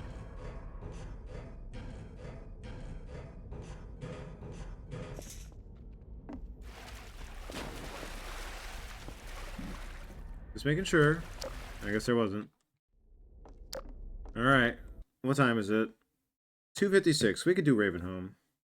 I think. We could at least do half of Ravenholm.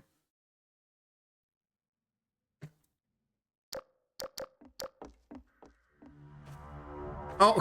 I didn't even see this. I don't think I saw this before. As we finished up our work on Ravenholm, we couldn't shake the feeling that the transition from Eli's lab just wasn't working. It was far too abrupt. Eli's lab connected directly to the streets of the town where you'll be shortly, and the section you're standing in didn't exist. We had just made this promise at the end of Eli's lab: we don't go there anymore. And we liked the overall build-up we'd created, but when the player got to Ravenholm, they were immediately dropped into combat with zombies without any room for tension building. So we built this section and the subsequent tight corridors to address that in a way we were happy with. We slowed the pacing, focused on art and lighting, and got you ready to experience why we don't go to Ravenholm anymore. There was I had to move one of those cabinets, right? So like having just a progressive set of barriers besides the gates also helps to build that tension up slowly. Where was there? There's a specific tower, right? No, we can't see it here. I guess that must be the church we were seeing when we were in the boat. But yeah, I guess at that point you would probably finish that last level. Best of luck if you do commit to it. It is satisfying to complete a Donkey Kong game in general. I just don't remember returns that well because I played most of that with a cousin. All right, the fucking. Oh hey, you're alive. Thought I could move this. Well, I guess I could do that. Ravenholm Gameplay Focus. After watching many playtests of Ravenholm, we knew the core gameplay of the level revolved around the gravity gun and physics. Once equipped with that knowledge, we felt we could appropriately build the transition into Ravenholm and help the player learn and understand a bit about what the upcoming experience would be. This happens often. We build the level track, figure out what's working, and then design its prologue. We built the following set of rooms with that table setting in mind. The brutality of the tools we provide the player seemed to aid in setting the mood we were striving for, helping to shift the tone from the safety of Eli's lab to something darker and more frightening. Let me see that last sentence. Ravenholm Gameplay Value Focus. tools we provide seem to aid. After watching many playtests of Ravenholm, we knew the core gameplay of the level. Yeah, I can only imagine playing your average shooter before now, and then you have this. Like, it was a cool enough moment, subtly as it was, but like I'm trying to think about it back in the day, right? Like, I have this gravity gun, I can just pick up wherever the fuck I want, I go into this shed and I look and I see, well, first of all, I see all these flammable fucking tanks. They had the explosive barrels out there, but even these smaller tanks that we normally couldn't pick up. Oh, these ones we can. Okay, they're, well, this is besides the point. We can't touch these saw blades, but we could do this. And that's a very cool establishing moment for the gravity gun. Its versatility, its uses, and how you don't need to just shoot things to kill things anymore. Player tools. By this point in the game, players have a lot of experience with Half-Life 2's physics, but they've just received the gravity gun, which provides a whole new way to interact with the physics objects in the game. We iterated on a variety of the physics objects that the player could play with, things like saw blades, the catapults, explosive canisters, traps, spears, and so on, and honed in on the ones that worked well with the physics gun and cut the ones that didn't. Then we went about stripping the levels of ammunition items so that the player had to rely on these objects to survive. I don't even think about that because I'm just like, oh, new thing, I want a new thing. I don't even care about guns at this point, like, but I imagine some people might get bullheaded, like, the type of people who got mad and, like, the classic now, right? It's now a classic. The Doom Eternal moment where person's mad that there's all these new things and you can't just shoot things with gun, and then the reply of, you control the buttons you press. But, like, sometimes you want to see what else games can be capable of doing. You don't have to just go for the gun. If you want, you can. But you should be willing to try new things. What the game is trying to do. Bringing physics to the enemies. The physics traps in Ravenholm were some of the If it doesn't work, it doesn't gameplay work, you know? elements in the level But... that we were really happy with, but they lacked player agency. It was the saw blades. Alright, let me start. I'm not done thinking. And if the game is not enjoyable the way you want to play it, that isn't the way that is intended for it, at that point it's like, If it's a one-off game where it's not established at all, then it's like, okay, then it's just not for you. If it's an established series, then it becomes a case of, was the series building up to that point? Or was it something completely out of left field? And I think about Doom Eternal with the glory kills. Like, the glory kills are... That feels like something Doom guy would do, right?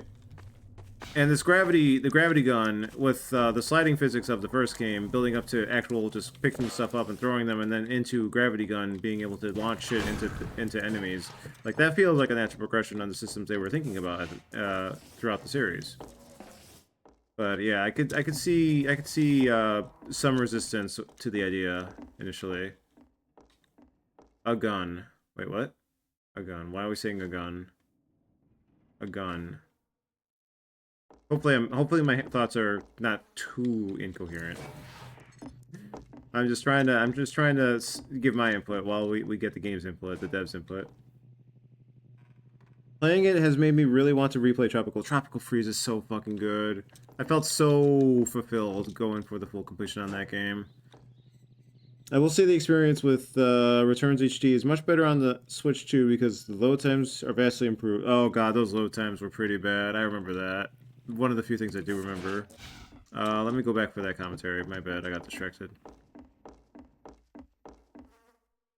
Have you ever seen Jurassic Park Trespasser? Which one? Is that a game? I have seen... There are only 2 Jurassic Park games I've ever played. One was for the Super Nintendo, which was my first experience to the Doom idea, because it kind of does that Doom little, like, you're going through a maze kind of thing. But I guess it's such dungeon crawler visuals as well, right? I never beat that game because I didn't own it, but it always baffled me as a kid, but I could probably handle it now. And then the other Jurassic Park game I played previously was an arcade game where you have the gun, you just shoot it. One of those light gun kind of games. It was pretty good, pretty fun for what it was, an arcade game. Bringing physics. It ate some quarters from me. The physics traps in Ravenholm were some of the first gameplay elements in the level that we were really happy with, but they lacked player agency. It was the saw blades that helped us figure out what Ravenholm was truly about. With saw blades, the player was able to bring physics to the zombies instead of leading zombies into the physics. Once we had that understanding, Ravenholm evolved rapidly. We kept combing through the map, looking for anything, especially anything unusual, that could be turned into a tool or weapon for the player. I don't know if this was the intention, but I like how this feels like a warped implementation of the playground, the whatever you call those, where you spin around it, like we see at the beginning of the game here. And now it's a warped idea. It's become a weapon. Contrived setups. There's a pretty obvious contrivance in a bunch of the gravity gun and physics object training.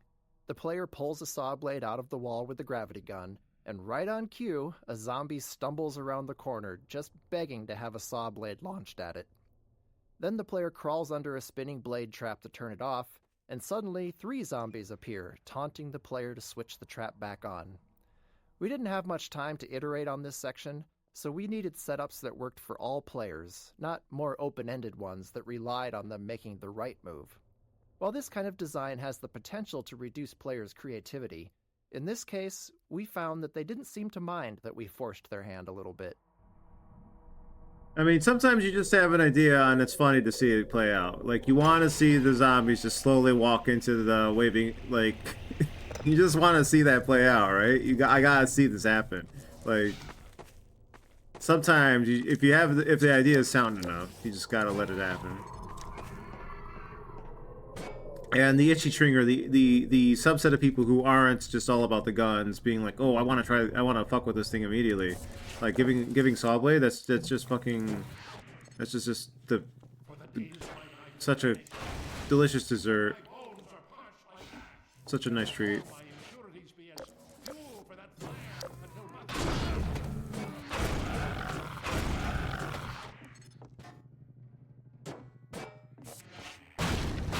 Ooh, I heard you. Where are you?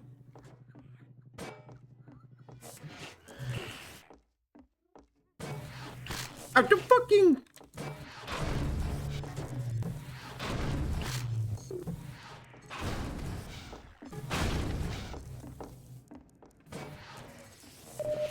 Paint cans. Once we started to succeed at making the gravity gun and physics gameplay the core of the Ravenholm experience, we started to go through the levels and look for objects that we might have overlooked as we were busy working with the really aggressive things like saw blades and exploding canisters. One of the things we found was the paint can, and it was simple enough for us to sort of reinforce player expectations by having the paint can splatter paint on the zombies when you threw one at them. Huh?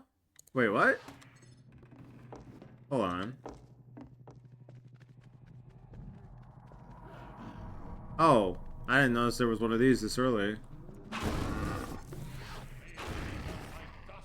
What?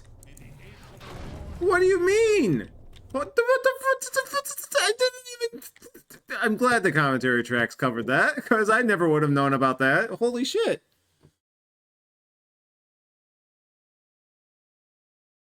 Like, it has a seesaw puzzle. It came out a couple months before Half-Life 1. Ah, super ambitious, but just didn't come together at all. That, even back then, some games just fall down that trap, huh? There's a great old Let's Play on it.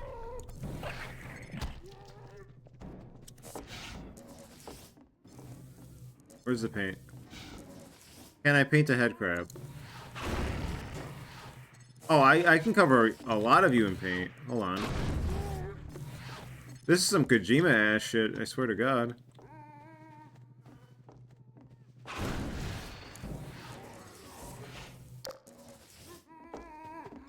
Oh, the paint!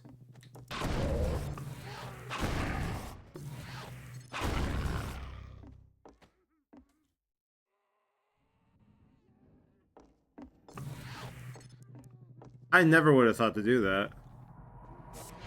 I'm like, I'm too hyped up on the saw blades every time I get through. Third time through, I would have just used the saw blades the whole time again. Why would I use an unoptimal killing machine or object? We began developing Ravenholm early in the production of Half-Life 2, so it went through more than one full development pass. The first version predated the gravity gun, with gameplay focused on traditional zombie combat using guns and some of the physics traps. We even planned to showcase Ravenholm at E3 in 2002, but the game was ultimately unveiled a year later in 2003. By that point, we had invested heavily in Ravenholm's art, something which we generally avoid until the gameplay is fully proven. So once we went back to Ravenholm with the gravity gun mechanic in mind, we were working with a lot of pre-existing level geometry that had been designed with a very different gameplay goal in mind.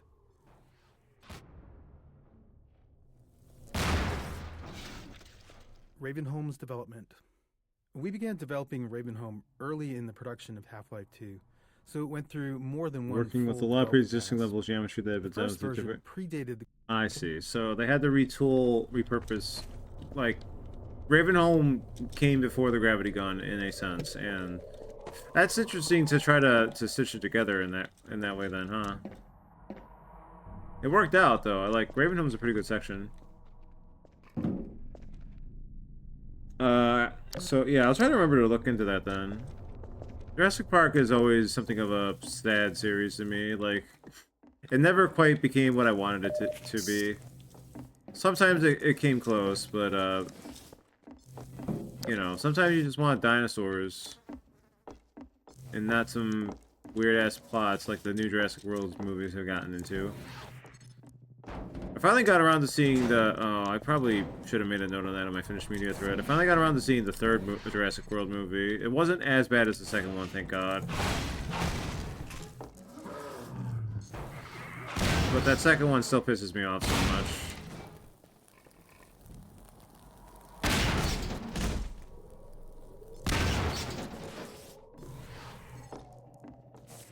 Misteaching flinches. Another memorable playtest and example of the danger of misteaching players occurred in Ravenholm. One of our design principles is for the game to respond to the player as much as possible. So when designing the gravity gun, it seemed obvious that if the player pointed it at a zombie and pulled the trigger, something should happen. It was simple enough to make it zap the zombie for a tiny amount of damage, causing the zombie to play its flinch animation, which felt good and responsive. Later, we watched a playtest where the tester discovered this interaction immediately upon arriving in Ravenholm, and interpreted it as a feedback that the gravity gun was hurting the zombie. Which it was, just not very much. So they zapped the zombie again, repeatedly, shocking it over and over until it died. This is a slow, unfun, inhumane way to fight zombies. Inhumane. Especially where you're surrounded by saw blades and explosive canisters. Having learned our lesson, we removed that flinch animation, even though it meant losing that interaction between the zombie and the gravity gun. In this case, it was better to not have the simple interaction, rather than give the false impression that the gravity gun was an effective way to fight zombies. Even simple principles can require trade-offs when you get into the details. They do allow that for specific enemies, though, and I appreciate that. Like the ant lions and the head crabs, being able to zap those. I do appreciate that we have at least that available to us. Also, that reminds me of when I first played Doom Eternal, because Doom 2016, I also... so in Doom 2016, you could... The design philosophy between the two games was a bit different. They leaned heavier into the glory kills. In the first game, you had a pistol, and you could melee enemies for damage when... to account for sometimes you just might not have the ammo available. They changed that with Doom Eternal because by just getting rid of the pistol, which apparently they had like a working model and animation and everything for. They just fucking took it out entirely. Oh, you can move this yourself. And melee damage, which, like, it's in the VODs, in the highlights. I have those saved. They're on YouTube, I believe, already. You'll see me just try to punch the fucking first zombie I see just to conserve ammo. And I'm, like, punching and punching it. And it just, punching does nothing to zombies in Eternal because they want you to do the glory kills and the guns and go through the loops. And, like, I enjoy the loops, but, like, it was very funny to be on that kind of side of that reaction to, oh, wait, what do you mean the punch isn't doing shit? What do you mean? Like, it took me a full minute to realize, oh, okay, we're not meant to punch in this game. Alright. Fine, I guess. So I'm thinking about that, basing off of that particular commentary.